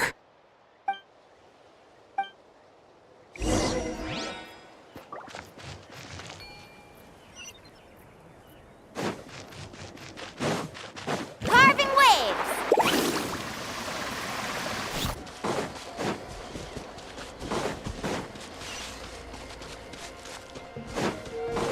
Faster!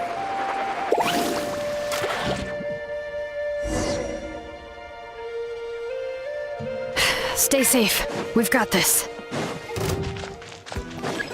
The echoes of the valley! Get back! Yeah! Here goes! Woohoo! Dancing at the flames!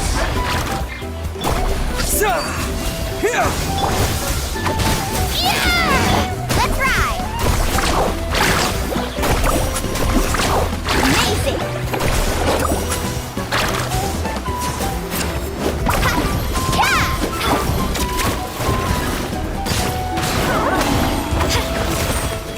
All right.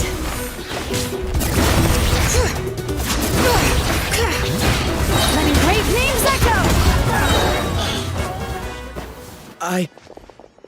I really thought I was done for. I can't thank you enough. Don't worry about it. We're just glad you're okay. Let's see. Your goods look fine too. Guess the Abyss isn't after Mora. That should be the last abyssal pylon near the Children of Echoes. By the way, where's Xilonen? I thought she would come with you. The Masters of the Nightwind also got attacked, so she went back to help her tribe. She said we can deal with the ancient name later. Yeah, that makes sense. The attacks are more urgent. All right, this isn't a good place to talk. Let's head back to the tribe.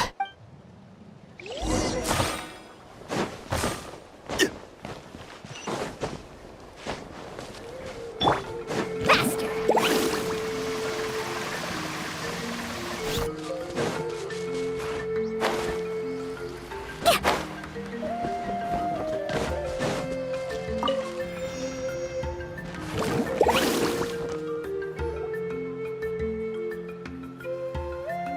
Looks like a few people were hurt after all. Oh, I should have got here sooner.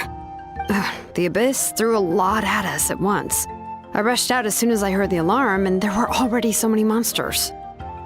Before long, Kachina brought over a whole group of warriors, and just like that, we destroyed several pylons as a team.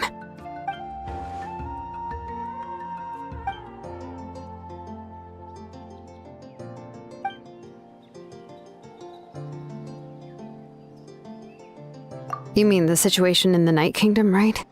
Yeah, I feel the same way. We've managed to keep it a secret all this time, but more and more people are realizing something's wrong. It's impossible not to feel anxious when things are getting worse by the second, and all we can do is wait. That just means we need to buy the Pyro Archon more time. Keep pushing, everyone.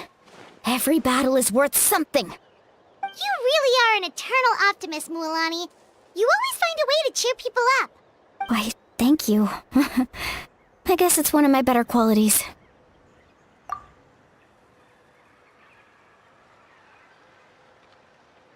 So, specifics aside, the Pyro Archon confirmed the Gnosis can resolve the crisis, but it comes at a huge price. And somehow the captain finds out about it, goes to fight the Pyro Archon, and calls her out for having a solution but refusing to use it. Honestly, if he has the same information as us, I can't really blame him.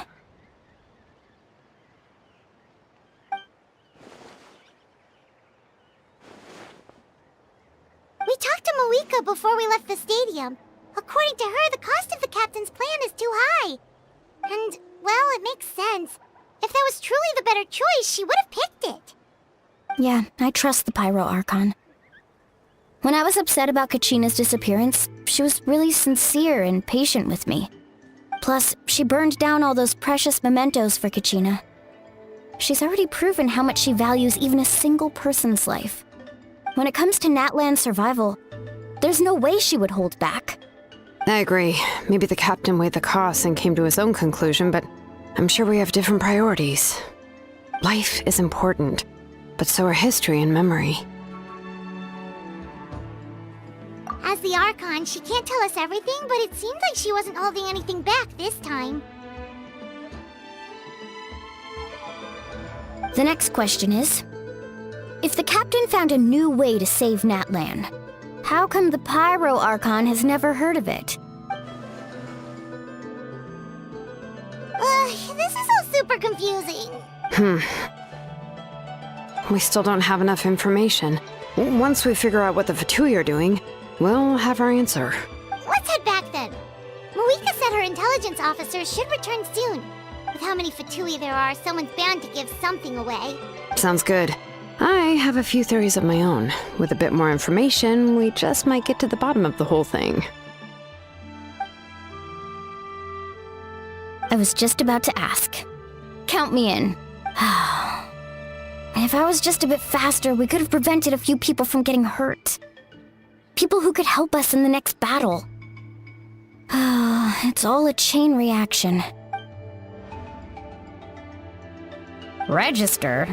Nah. I'll just follow you around. You know, go where you go, do what you do. You got it. I just don't want to make the trip back. It's so far. All right. See you all later. Let's get together and celebrate once this is over. Oh, you betcha! Off we go.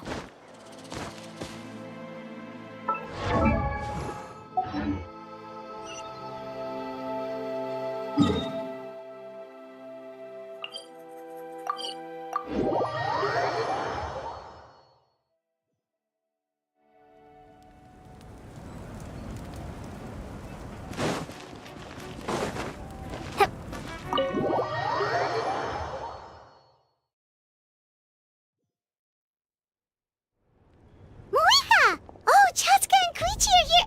Wait, are you okay, Koichi? I'm fine. No need to worry. They ran into the Fatui while out on a mission and decided to follow them. The Fatui? Calm down and let me explain. Here's what happened.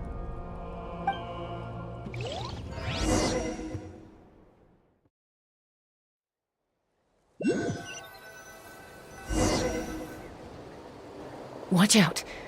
It's the Fatui. Were they attacked by the Abyss? No, wait. It looks like they're protecting a group of travelers. Over there. Do you see? You're right. That's a traveling group from Natlan. Could they be trading for something? Let's keep observing for now. We're glad you're okay. Given the appearance of abyss monsters all over Natlan, you should cancel your journey and seek shelter at the stadium or one of the tribes. Thank you so much. I wish there was something we could give you. We don't expect anything in return. We were out on a mission and saw you being attacked. It was our decision to help. If you truly wish to repay the favor, you can keep this a secret. If anyone asks, just say you were saved by warriors from Natlan. Oh, okay. We can do that. But... We're not asking you to cover up our activities. We haven't done anything illegal. Our captain simply wishes to remain undisturbed. Nonetheless, the decision remains yours. If we wanted to keep you quiet, we would have employed a harsher method. Got it. We'll get going now. Did you hear that? They mentioned a captain. Isn't that who the Pyro Archon is looking for? Exactly. We could be onto something big. Still, there was no trade. They were just helping people in need. didn't sense an ulterior motive. I didn't believe the captain when he said he wanted to save Natlan. But based on what we just saw, it's possible he was telling the truth. Maybe we've been wrong about the Fatui this whole time. It's too early to say. Let's follow them and see what's really going on.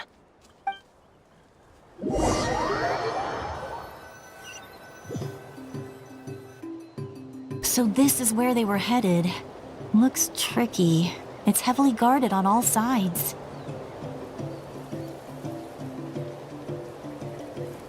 Koichi, wait for me here. I'll go in and check it out. Oh, no you don't. How are you planning to get through all the guards? Look, I can use this terrain to my advantage. With our tribe's special way of getting around, I doubt they'll see me coming. We still can't see anything on the inside. What if you can't find cover? You won't have anyone to watch your back if you go in alone.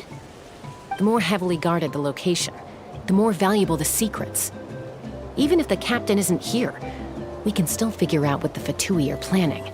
That intel is worth the risk.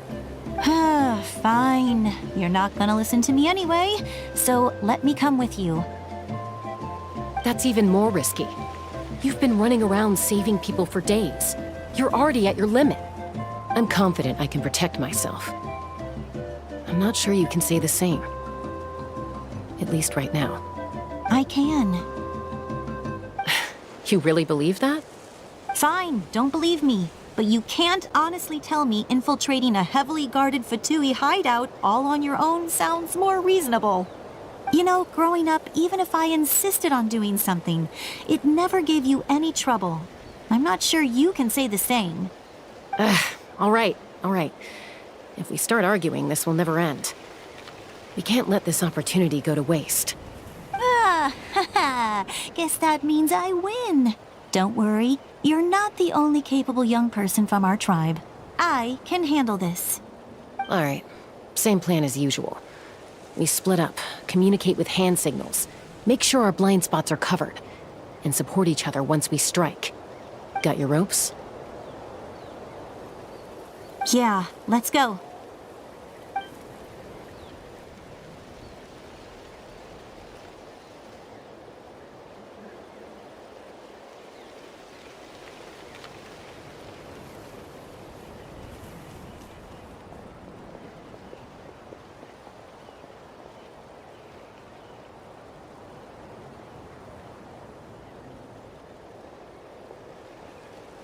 The Fatui have eyes all over this place. I should wait for Koichi's signal.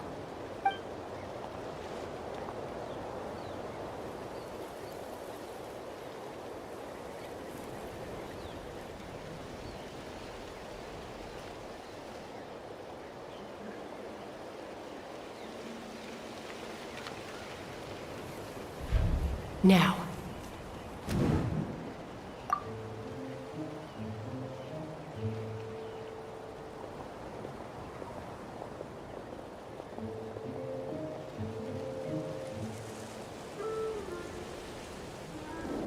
Not sure how many chances I'm gonna get. I need to act.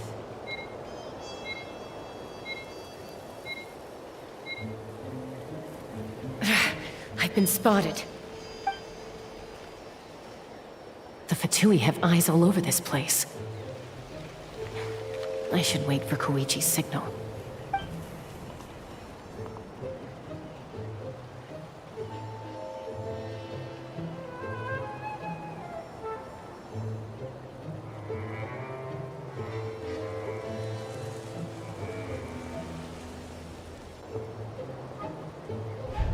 Now.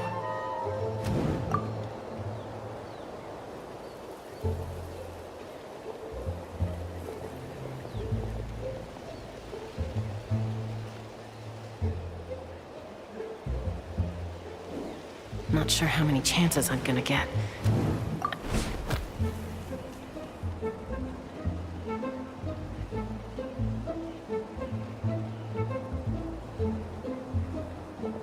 Good. I made it without getting caught. I should get to that platform over there. But it's guarded by the Fatui. Koichi should have line of sight. I'll wait for her signal.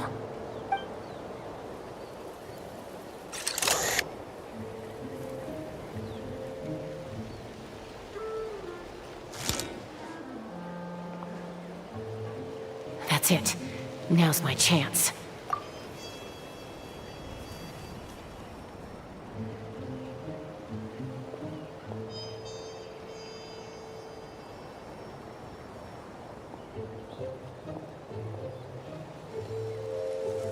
It's no use staying in one place. I should keep moving. Looks like Chaska is helping me by keeping an eye on the Fatui movements. I'll wait for her signal.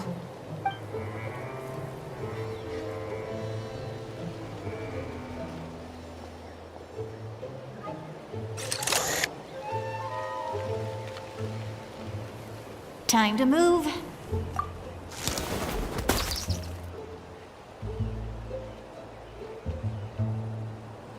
Whew! That was close. Almost got caught. Probably can't make it over in one go. I'll wait for my next chance. Now's my chance.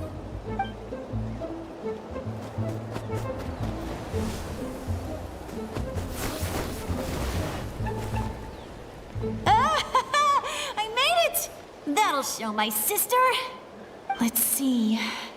The Fatui's occupying all the best locations. If we could just get past them somehow. Wait, I've got it!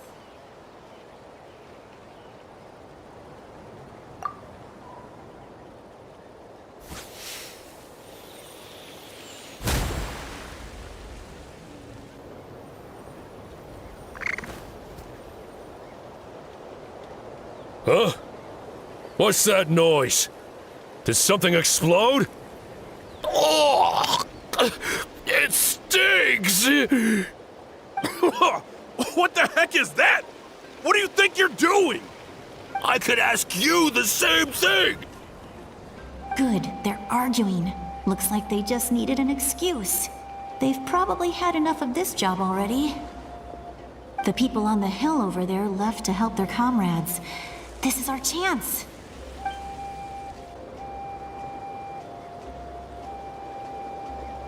Come get me, Chaska.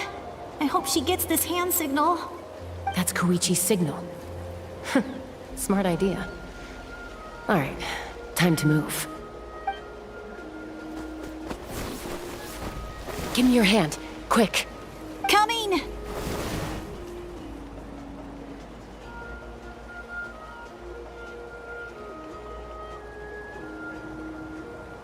I checked, and this way is completely clear. It should lead us to the deepest part of this place.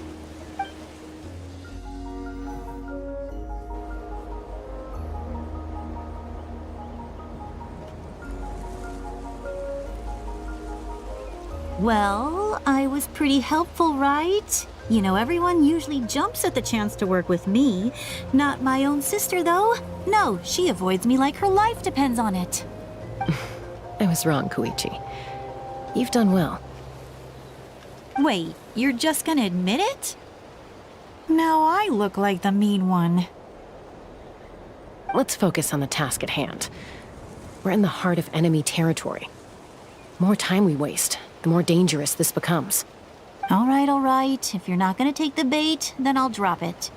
Looks like the Fatui are here to dig something up. I'm surprised they mobilized this many people. I doubt it's because they're interested in our culture and history. It seems like they're looking for a dragon relic called the Source Mechanism. The device is ancient. Barely any information survives to this day. And even people from Natland don't know how to use it. Why would this be the Fatui's target? Not bad. Looks like it's in good shape. This should be what our Lord's looking for. Took us long enough. Come on, let's get this thing back. Back? Back where? Should we keep following? You really want to keep going? Of course. We make a good team, don't you think? No reason to stop now. What was that sound? Uh-oh. We've been spotted. Time to go. Falling rock incoming! Watch out for your gadget! What? You'll regret that! After them!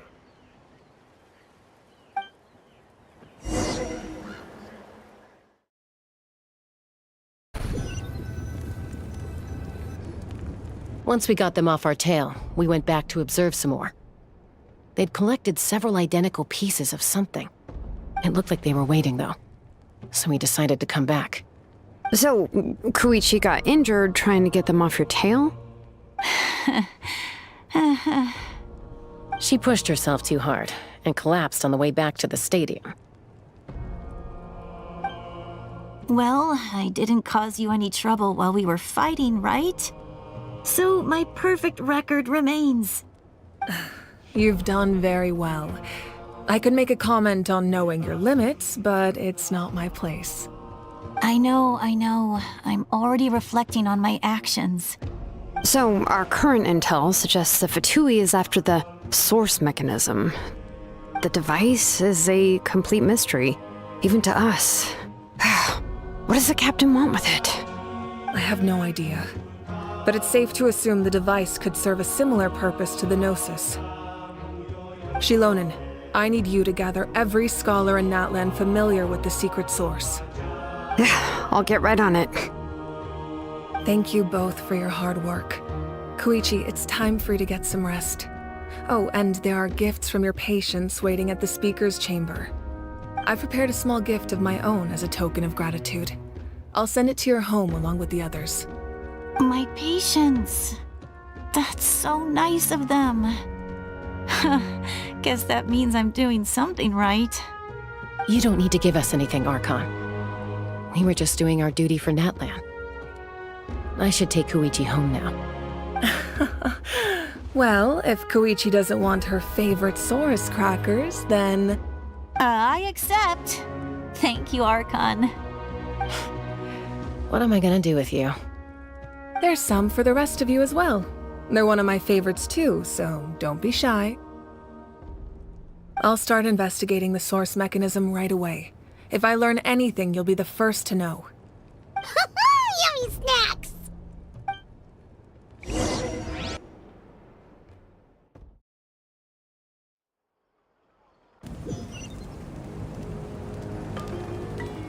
Carving waves!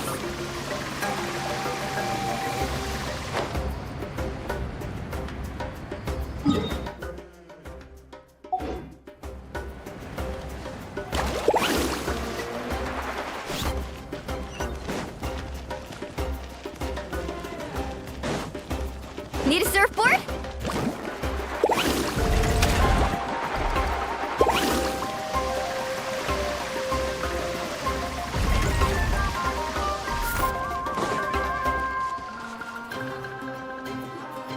What's next for you two? I'm taking Koichi home. With our parents there to keep an eye on her. I can make sure she actually rests. Hey, it's not like I'm some kind of prisoner. I'll be fine in a day or two. There's no need to go all the way home. That's what you always say. Everything's no big deal until you collapse. What if the Abyss attacks again? You're saying if I let you rest in a hotel, you're not gonna rush out the minute you hear the alarm? I won't. Triple promise I won't. Mm-hmm. Fine. On the off chance something like that were to happen, I might. But I'm a doctor. I have a duty to help people in need, no matter how hard or tiring the work gets. I guess you're right. But I don't have to like it. This reminds Paimon of when we first met! Except you were the one trying to stop Chaska from doing something dangerous. I'd do the same for anyone trying to put their life in danger. As a doctor, I don't want people to get hurt because of a rash decision. Then try to see things from my perspective. You clearly want to protect your patients. So can't you understand why your own sister would feel the same way about you? The two of you are the same, you know? I disagree. I understand the risks and costs of my decisions. Who wants to be like her? Overconfident, always making excuses when things go wrong. That's just not true. You think I don't have proof? Okay, don't get into another fight. Just pretend Paimon never said anything. Don't worry, Paimon. You didn't do anything wrong. Arguing is just how we communicate. Neither of us really takes it to heart. Plus, I guess we are similar in some ways. Maybe I rush into things without thinking, but I learned that from her. We're family. I can't help it if my older sister is a bad influence. Okay, you don't have to put it that way. So, you're all good now? Neither of us are really the type to back down, so we'll always have our differences. But still, we get along in our own way. Plus, I know you'll wake up one day and realize I was right all along. I just need to wait. Be my guest. Come on, let's get you home. See you later, Traveler and Paimon. I'll be back once everything's settled. There's no rush. At least grab a nice meal with your family. Bye, you two. Take care of yourselves out there. Those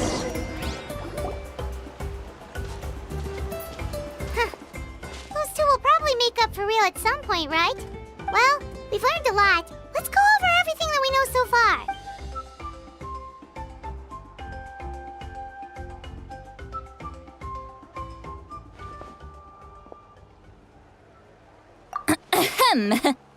Sorry for popping up out of nowhere. Again.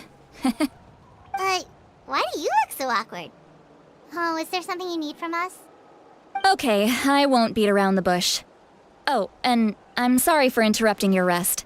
I'll treat you to some charcoal grilled steak to make up for it. Awesome! Just give us your orders! Hey, friends don't order each other around. I'm just here to share some news. Remember what we talked about before parting ways? Oh yeah, you mentioned how Auroron has always wanted to save Natlan, and something about his soul being fragmented. Paimon and the Traveler discussed it after you left, and we think Auroron is probably back with the Captain. What do you think? I agree with your hypothesis. And just now, I confirmed it myself. Auroron came back. He helped the Masters of the Nightwind defend our camp. What? He came back? I told him to give up whatever he's doing, but he refused. He said they're just one step away from success, so there's no way he can back out now. Apparently, he came back to fulfill his duty to our tribe. When he left, he said it was because he still has a duty to Natlan as a whole. I'm surprised you let him go at all. I had to prioritize my tribe. Besides, the situation was intense. I couldn't focus on outside and inside threats at the same time. Plus, he was on guard. He knew I would try to go after him, so he made sure to keep his distance. I kept an eye out for a good opportunity, but it never came. All these years of calling me Granny, and I couldn't do a single thing for him in the end. Don't say that! Your tribe all raised him together, right? That couldn't have been easy. You're right. Seeing him come back reminded me of when he was little. Running around the tribe, dropping by random houses right and left. He's not only a child of the Masters of the Nightwind, but a child of Natlan. It's only natural for a child to want to do something for their family. Besides, Auroron is my apprentice. He might have a few tricks up his sleeve, but I guarantee I know every single one. Wait, what are you saying? Look. Remember how I said Auroron's soul is fragmented? This is the talisman I created to keep it stable. And this gem is what makes the talisman work.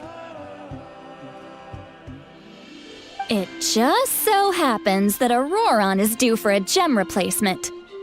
Since I can't get close to him, I put the new gem in a supply bag and asked Aoife to bring it to him. You guys know Aoife, right? No? Well, he's a pretty famous vet around these parts. He's always bringing me all sorts of things, and he happens to be very good friends with Auroron.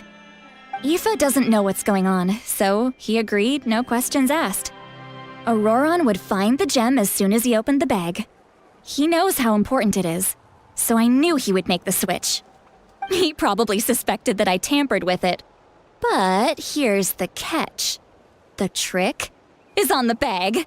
The moment he touched it, a portion of his memories were copied onto the old gem, which he no longer needed. That's amazing. You can do something like that? Most people can't, but I can. That trick he used to bring you to the Night Kingdom isn't anything special, by the way. My technique is much more subtle. He won't notice anything. So in other words, we have a whole backup of Auroron's memories in this gem. The kid thinks he can take me on? Like I wasn't the one who taught him everything he knows? That's amazing, Xilonen. Let's take a look right away. Once we get to the bottom of this, we can finally track him down. I know he thinks of me as his grandma, but do you think he'll get mad at me for this? You can be honest. Huh, that's a tough question. Paimon doesn't have a grandma, so she's not the best person to ask. To be honest, I've always doubted my ability to look after him. I didn't stop the ceremony all those years ago, and now I'm useless again. But if I stop here, it will haunt me until I'm 500 years old. Every night I'll wake up in a fit of anger. Yeah, you're right. First anger, then tears. Oh, wait! Who are you calling a crybaby? You're just making it worse, Traveler. I need to look at his memory. Even if he resents me, refuses to see me, or runs away for good, I don't care, and I won't blame him. A family does whatever it takes to protect their own. You sure you'll be okay? We can come with you if you want. Did you just say you'll come with me? Is that okay? We have a pretty good reason to see it too, don't we? Because, right! You really mean it? Fine, you can come.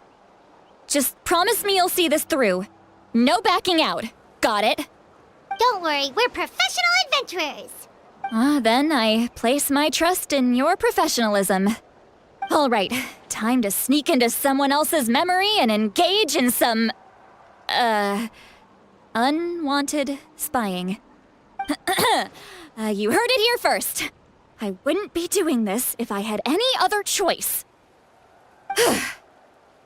Are you ready?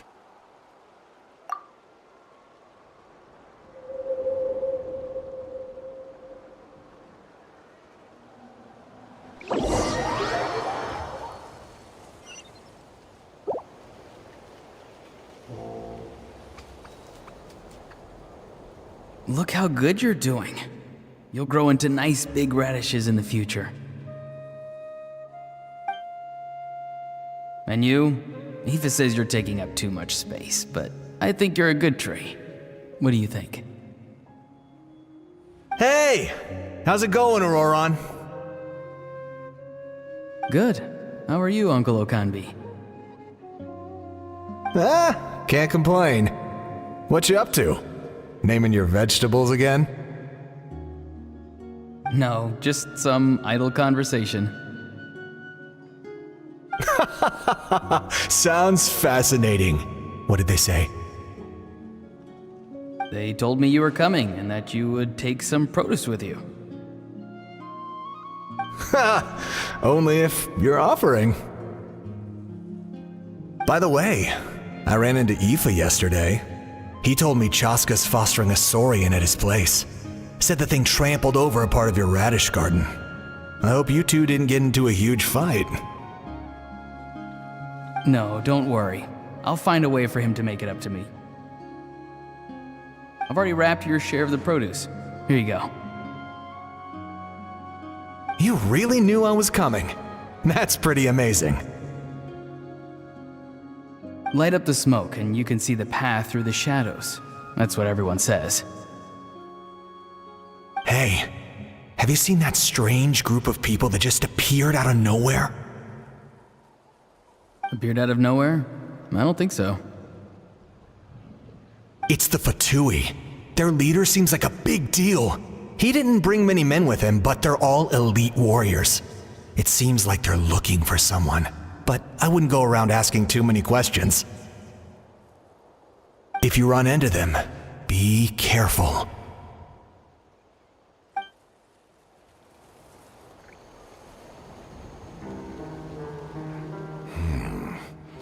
You're from the Masters of the Nightwind, are you not? Why do you live here alone? I enjoy living by myself out in the wild. I guess you're from the Fatui, the one everyone's calling a big deal.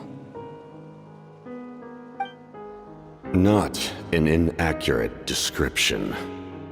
I'm looking for someone who may be known to you. Xilonen is her name. Granny? What does an Outlander want with her? I've heard the name. You have business with her?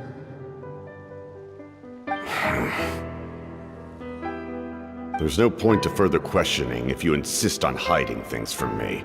I shall seek answers elsewhere. Oh, he could tell I was lying and now he's leaving? He gave up just like that? Hey!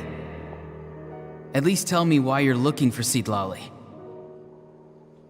It's none of your concern. I have my own means of tracking her down. Why are the Fatui looking for her? What does she have to do with them? I can't just let them go like this. I have to figure out what they're planning.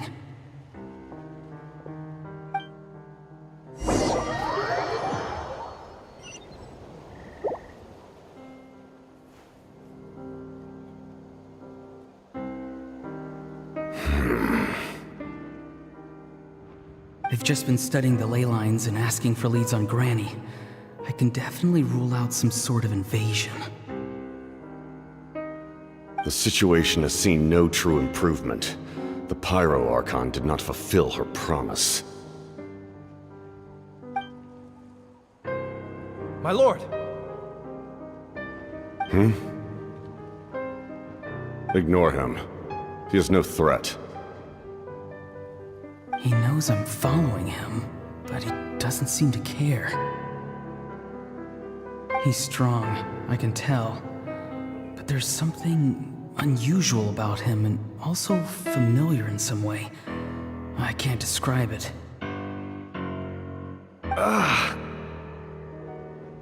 What is it?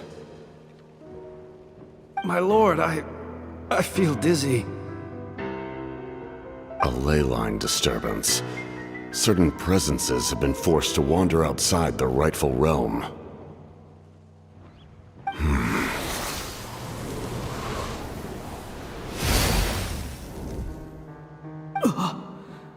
That was a spell from the Masters of the Nightwind. How did he know that? Is he sending those escaped souls back into the ley lines? How did he do that so easily? Soulfaring is supposed to be extremely difficult. This could be related to why he's searching for Granny.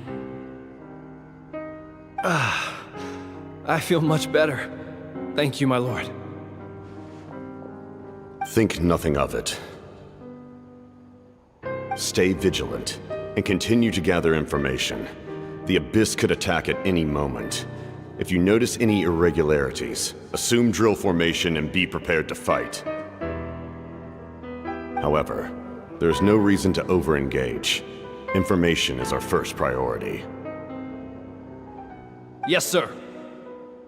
Why are the Fatui fighting against the Abyss? Do they really mean us no harm?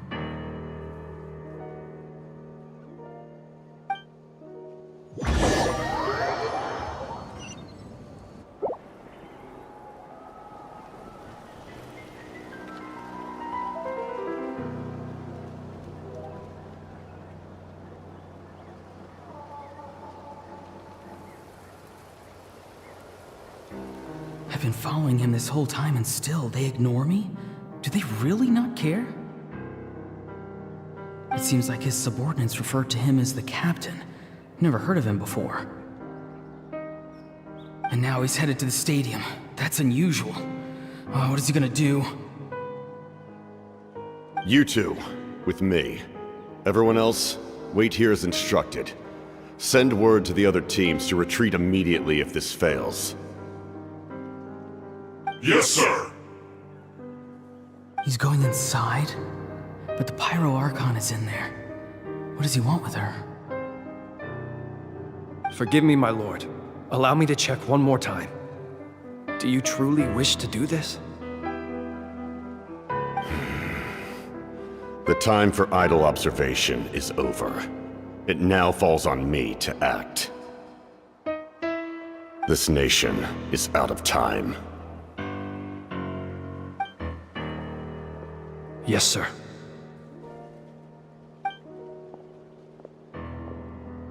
He just walked straight into the stadium. What is he gonna do?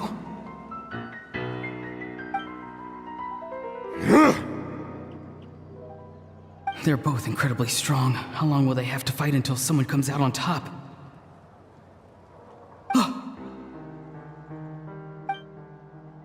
Wait, this feeling. Just like the other day near the ley lines, it's faint, like a soul's trying to escape. Where is it coming from? Is that why he's looking for Granny? If he dies here, then all clues will be lost. I can't let that happen.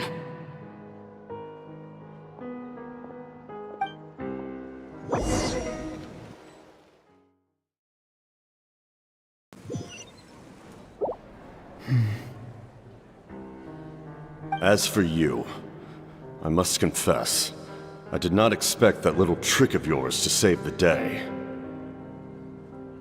No matter how dense the fog, as long as the sun remains, we cannot turn day into night. She could have dispelled it. She simply chose not to. You don't have much time, and you're injured on top of that. What do you plan to do next? I'm beginning to see just how useful you may turn out to be. You heard something from here, didn't you?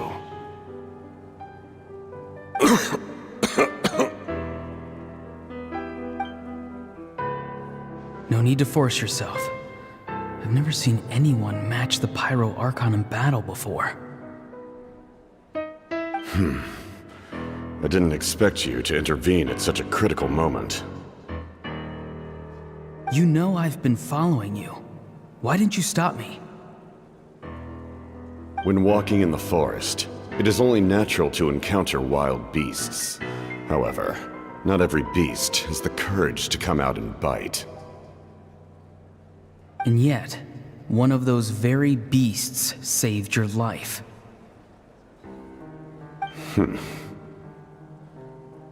Then speak. What do you want? I didn't save you because I wanted something. My soul is more perceptive than others. I can sense that the ley lines are extremely weak. I don't know what the Pyro Archon is planning.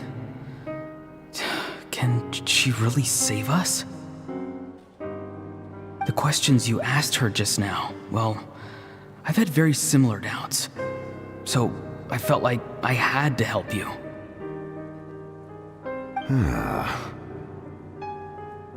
So, you can tell the truth. That was quite a reckless decision to make. I'm not sure you realize that. There's no turning back for me now. What I did back there is going to get me in a lot of trouble. You attacked the Pyro Archon in broad daylight, and I used my spell to save you. A single glance was likely all it took for her to recognize my tribe. So, we're in the same boat. You seem to care little for my thoughts on the matter. It's too late for that. Start from the beginning. Why are you looking for Xilonen? Do you know her? Explain your relation to her first. I know you two are acquainted. It was obvious the moment I mentioned her name. Xilonen is my elder and my teacher. She taught me everything I know, It's my duty to protect her. If you truly wish to protect her, you should have let me perish at the Pyro Archon's hand. Yet, you chose otherwise. Do I really need to tell you what that means? I want to do something to change Natlan for the better. Something I can accomplish with my own two hands. You're stranger than anyone I've ever met. But maybe, just maybe, you can show me the way. Strange? Xilonen is said to be the legendary Granny Eastly, someone capable of communicating with the Wyub, and the Wyub are the key to information on the Night Kingdom. Why do you need knowledge on the Night Kingdom? That is not something you need to know. Don't forget, I saved your life. Do you not believe the Fatui capable of betraying a debt? People can lie, but souls cannot. I can tell there's a weight to your soul, a sense of justice. You may not live among your tribe, but you certainly know their tricks. I apologize for my rash judgment. You are more capable than I imagined. Let's go. We'll see if you have what it takes to join my plan.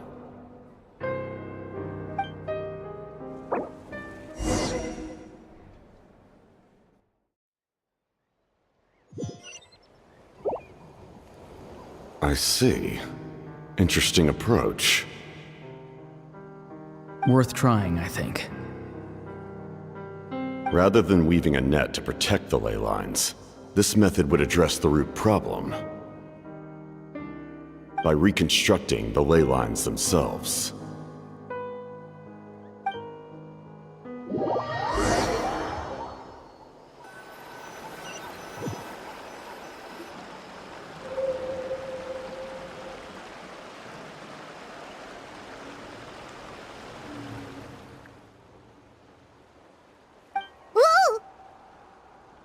Traveler, Paimon. Are you two alright? Paimon's fine, just, a little dizzy. Of course. I'm so mad at him. After everything, he still can't let go of the past. For some reason, he thinks he owes something to the people who cared for him. Stubborn, self-righteous fool. Where's that gonna get him? Now that he's all grown up, he thinks no one can tell him what to do? He thinks he can just run away whenever he wants. I'll show him. If he tries to run one more time, he's got another thing coming. Maybe stubbornness runs in the family. Like grandmother, like grandson, as they say. Is that supposed to be a compliment? Huh! That kid's got nothing on me. Anyway, back to what we just saw. I don't even know what to make of it. Yeah, the captain seriously wants to reconstruct the ley lines? What does that even mean? Something like the loom of fate, maybe? But how does that help with the abyss? The loom of fate? Oh, it's kinda hard to explain. Basically, it's a device from Conrio that has unbelievable power. Anyway, if he really wants to manipulate the ley lines, everyone in Natlan will be affected. Oh, this is big.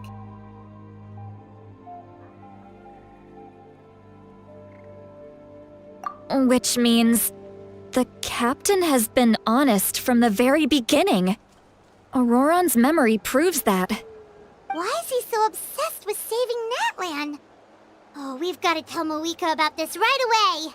Yes, she needs to know about this. Now.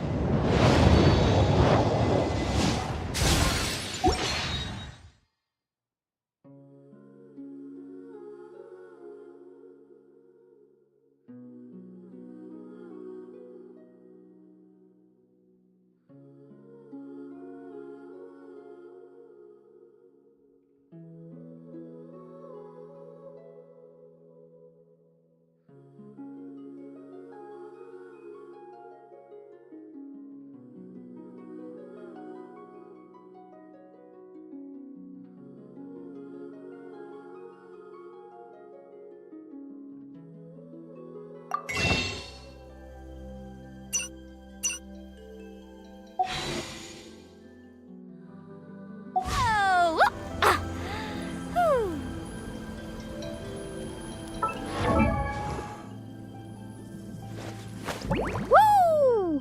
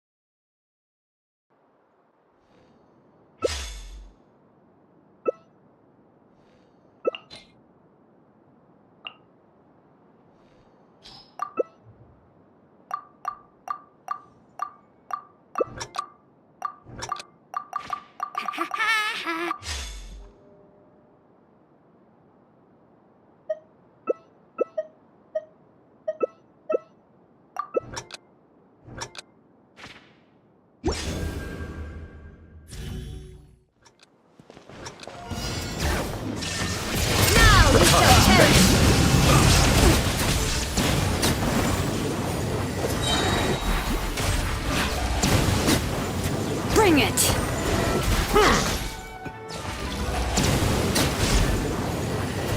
New punching bag. Let the mighty be humble. Veins boil!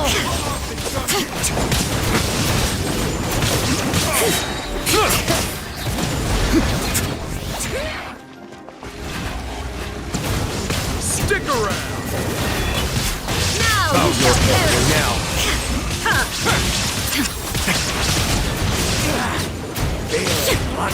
Be sanctified. Shine down! Have a seat.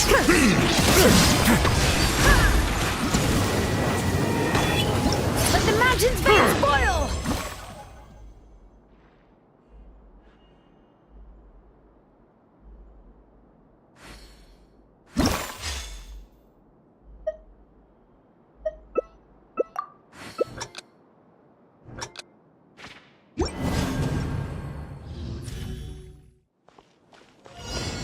Watch this! Put up a good fight. Nicely humble.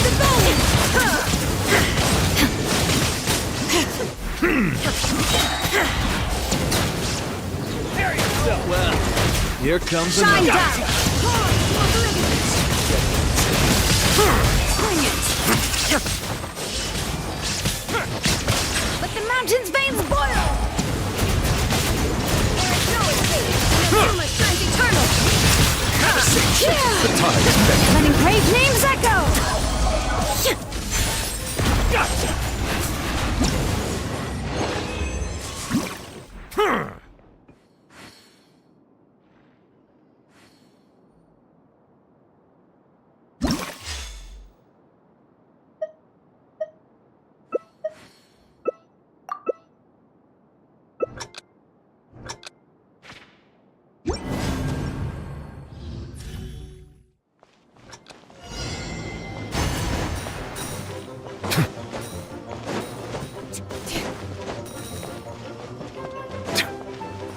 Bring it!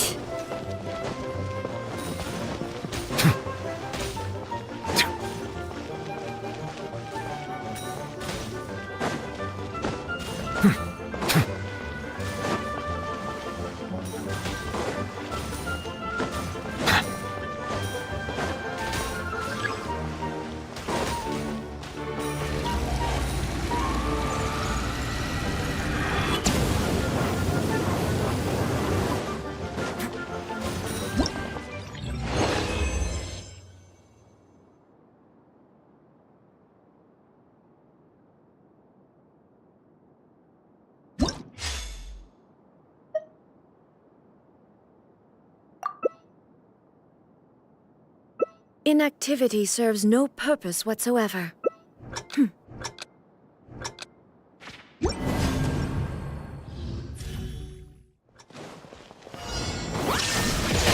you shall perish!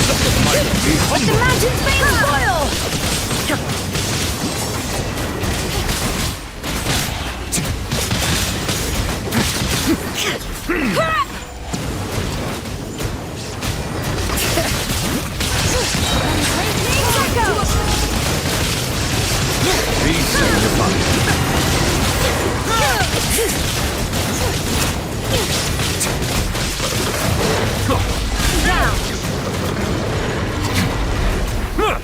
Silence!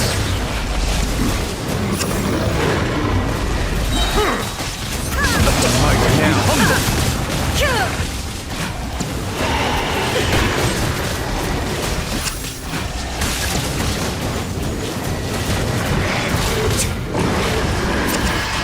Step back. Sorry! The mortal plane. A fleeting dream.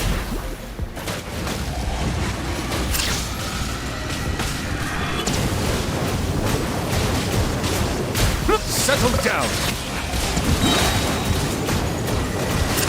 Reset your body. An oversight on my part.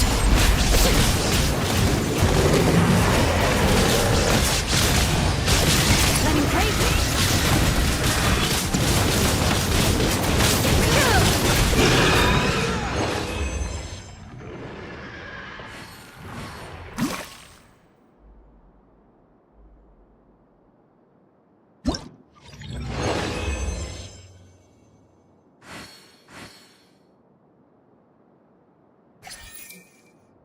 A word of advice, don't break the law. Huh.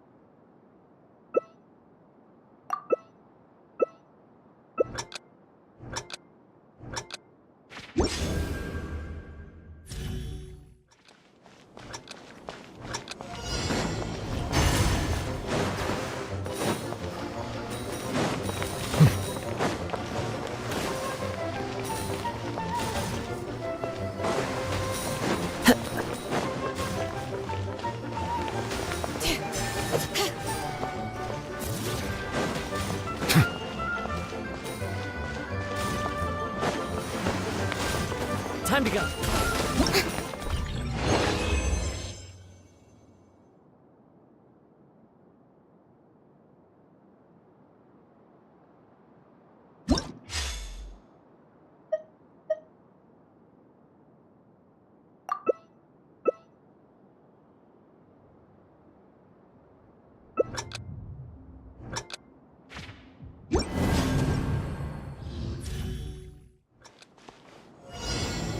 What's this? Let the mighty be humble.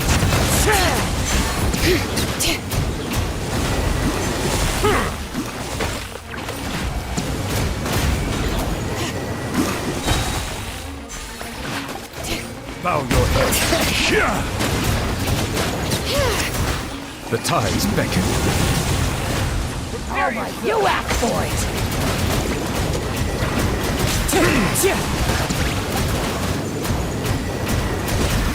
What's your teeth?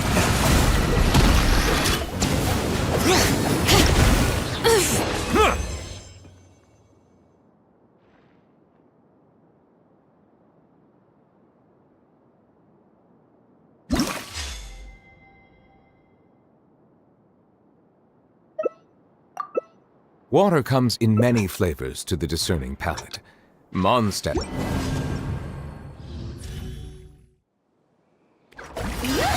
Want a taste of my Be sanctified. Bring it! Echoing song! Hear the echoes! Take that! Let's hope you put up a good fight. Settle down. Let the mighty be humble. Stick around.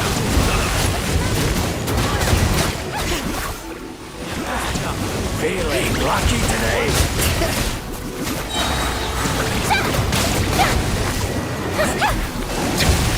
Silence! Be sanctified.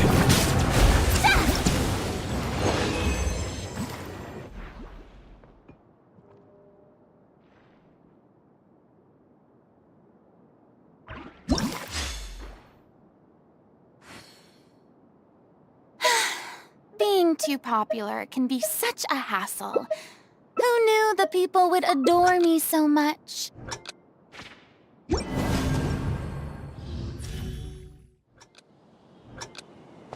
Shower me with praise! Time to shine! Humble.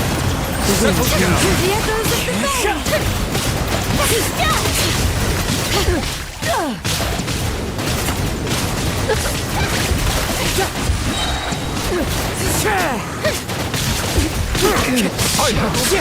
The tides beckon. Like the magic rainbow! Birds call!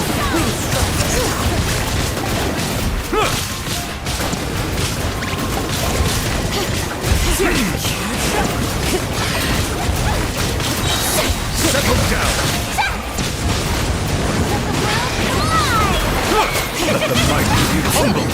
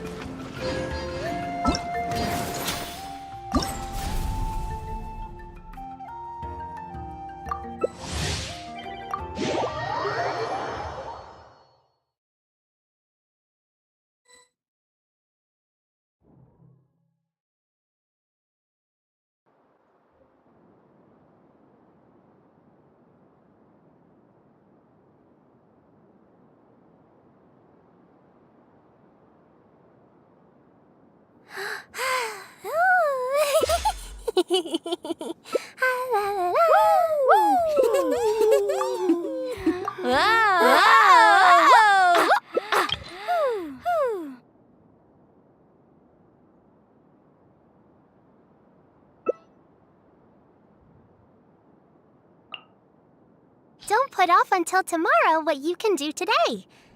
Come on, let's get a move on.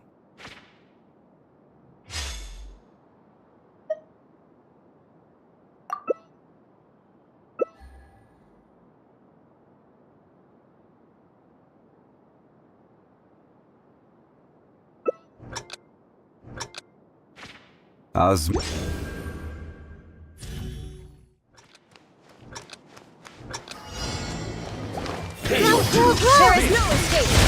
Now you shall perish! I see everything! Make yourself a move!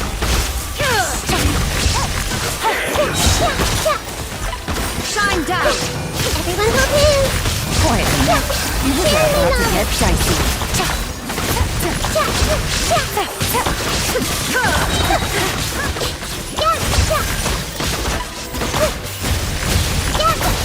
To oblivion!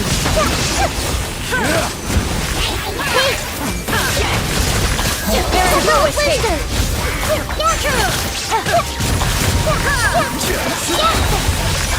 Now you shall perish! Everyone help him! Shine down! Make yourself a move! Solidified! Torn to oblivion!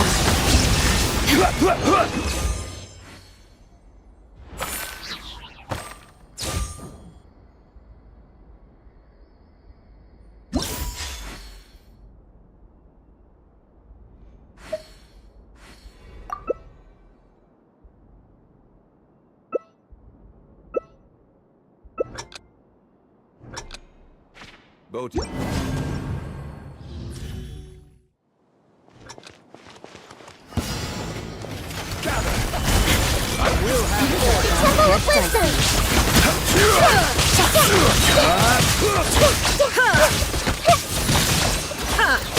I see everything! There is no escape!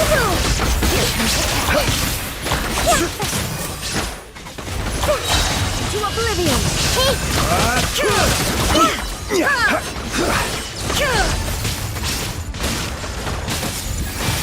Illusion shattered! Now you shall perish!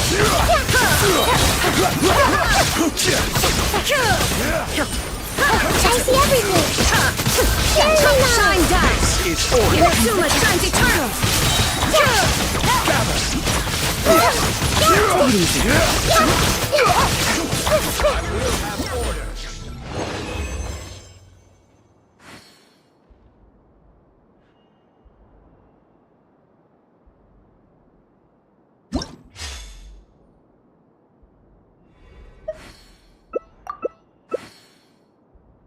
If you're not sure what to do next, how about I take you on a walk?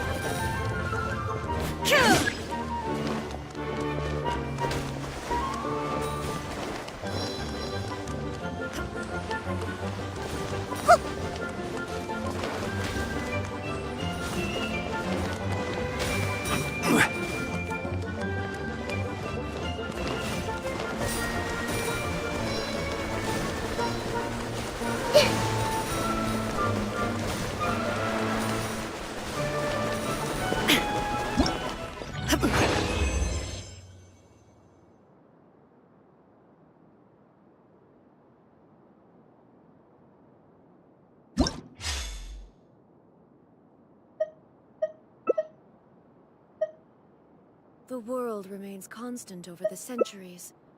But human life is like the dew at dawn, or a bubble.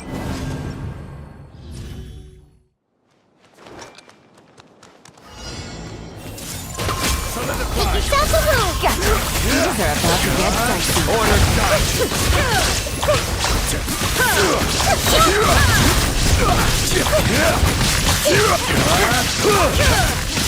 Gather! Take it easy. Hey! I will have order! Too much time to turn. Shine down.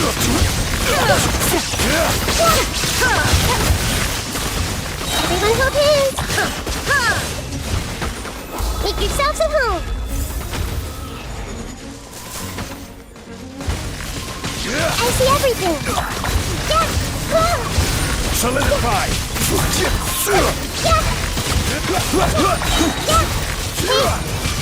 The Temple of Wisdom!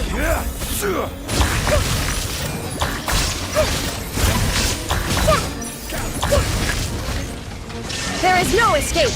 I see everything!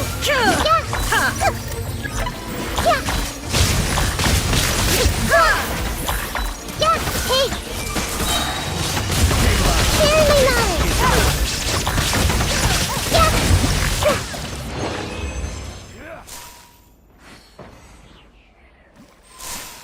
The thunder falls silent.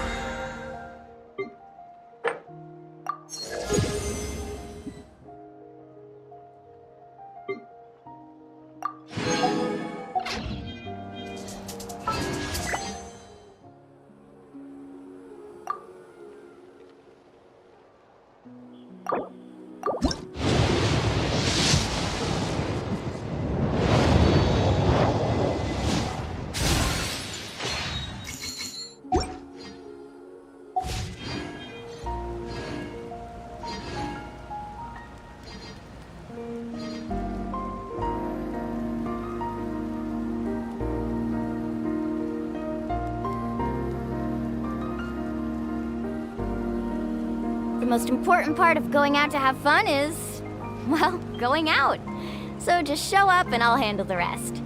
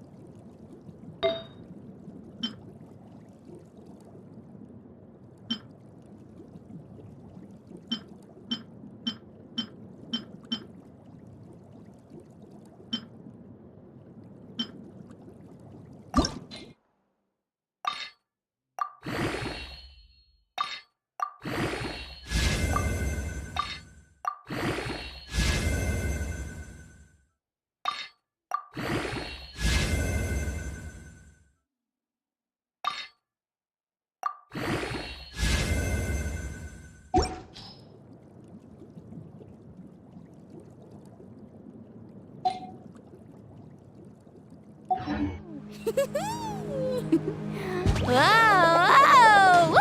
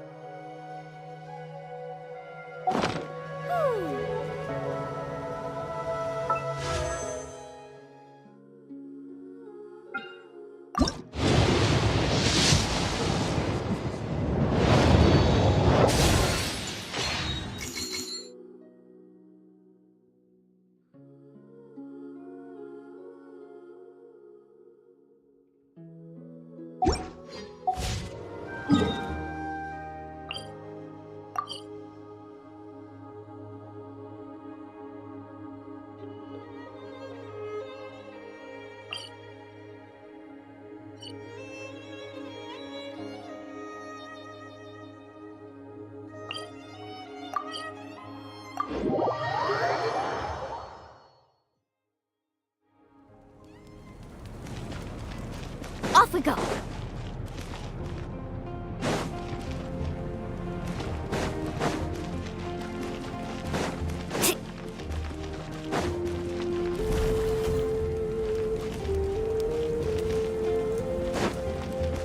Off we go!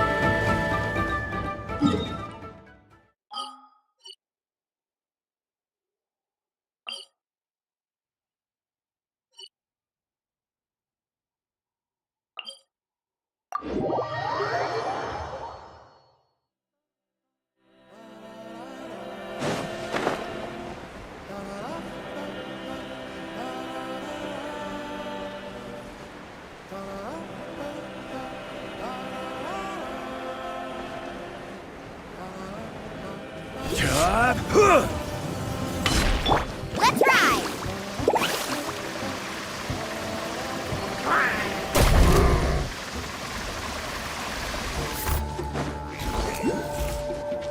Off we go!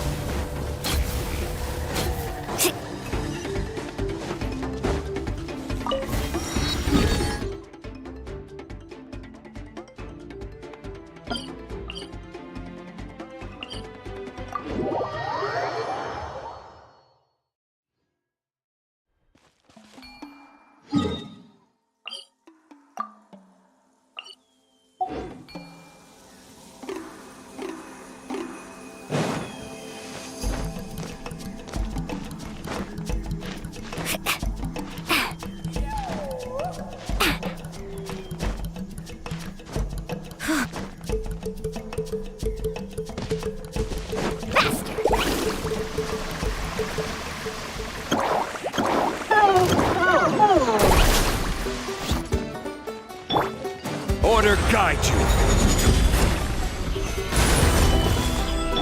Showing you praise! Nice and spicy! Carving waves!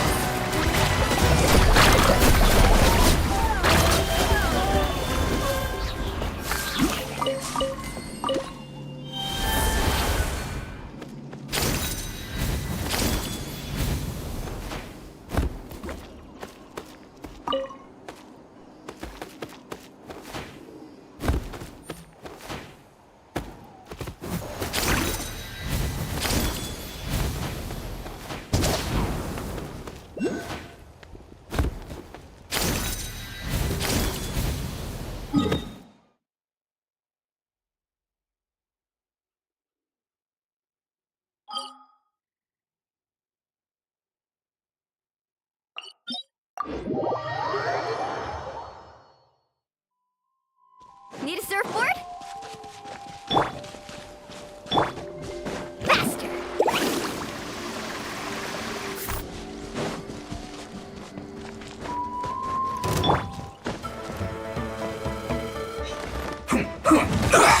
tireless.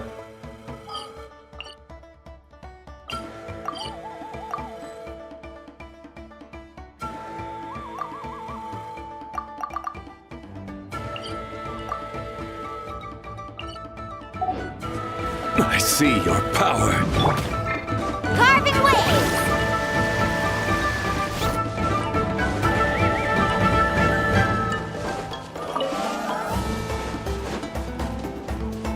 Off we go.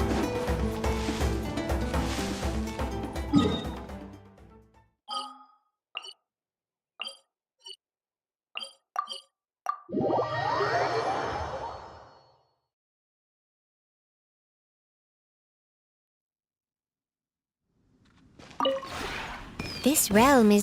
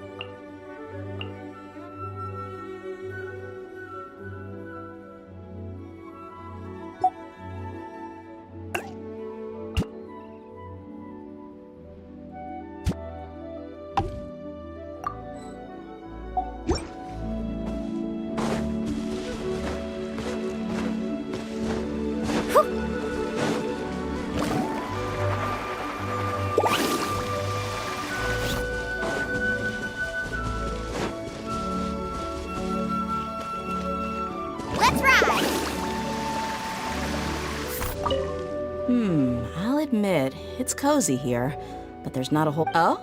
Ah, look who finally Plus, you don't have to keep an eye out for There's no getting around. You also can't forget— Whoa.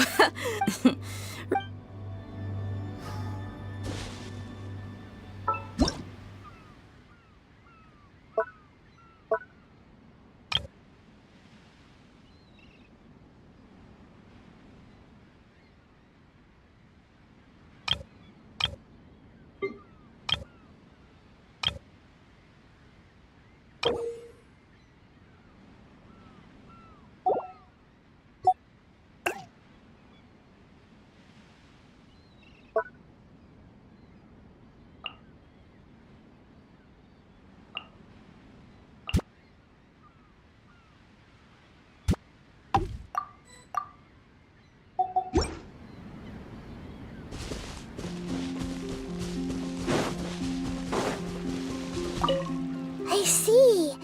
So you've combined, like, picking up,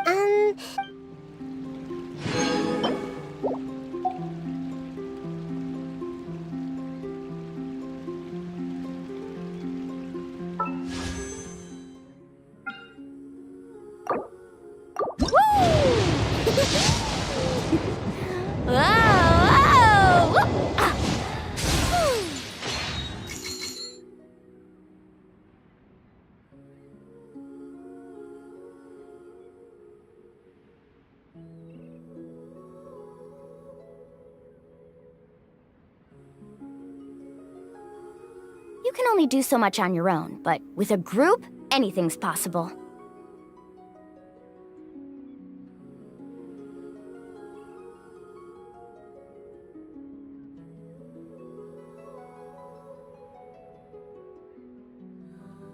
Woo!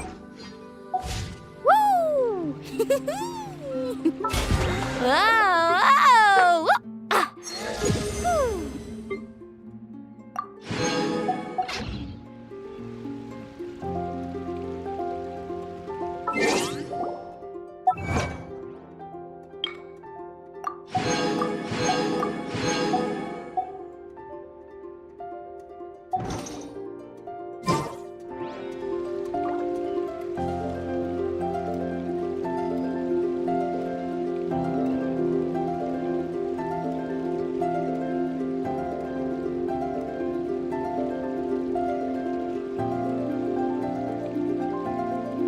Ever tried chasing waves before?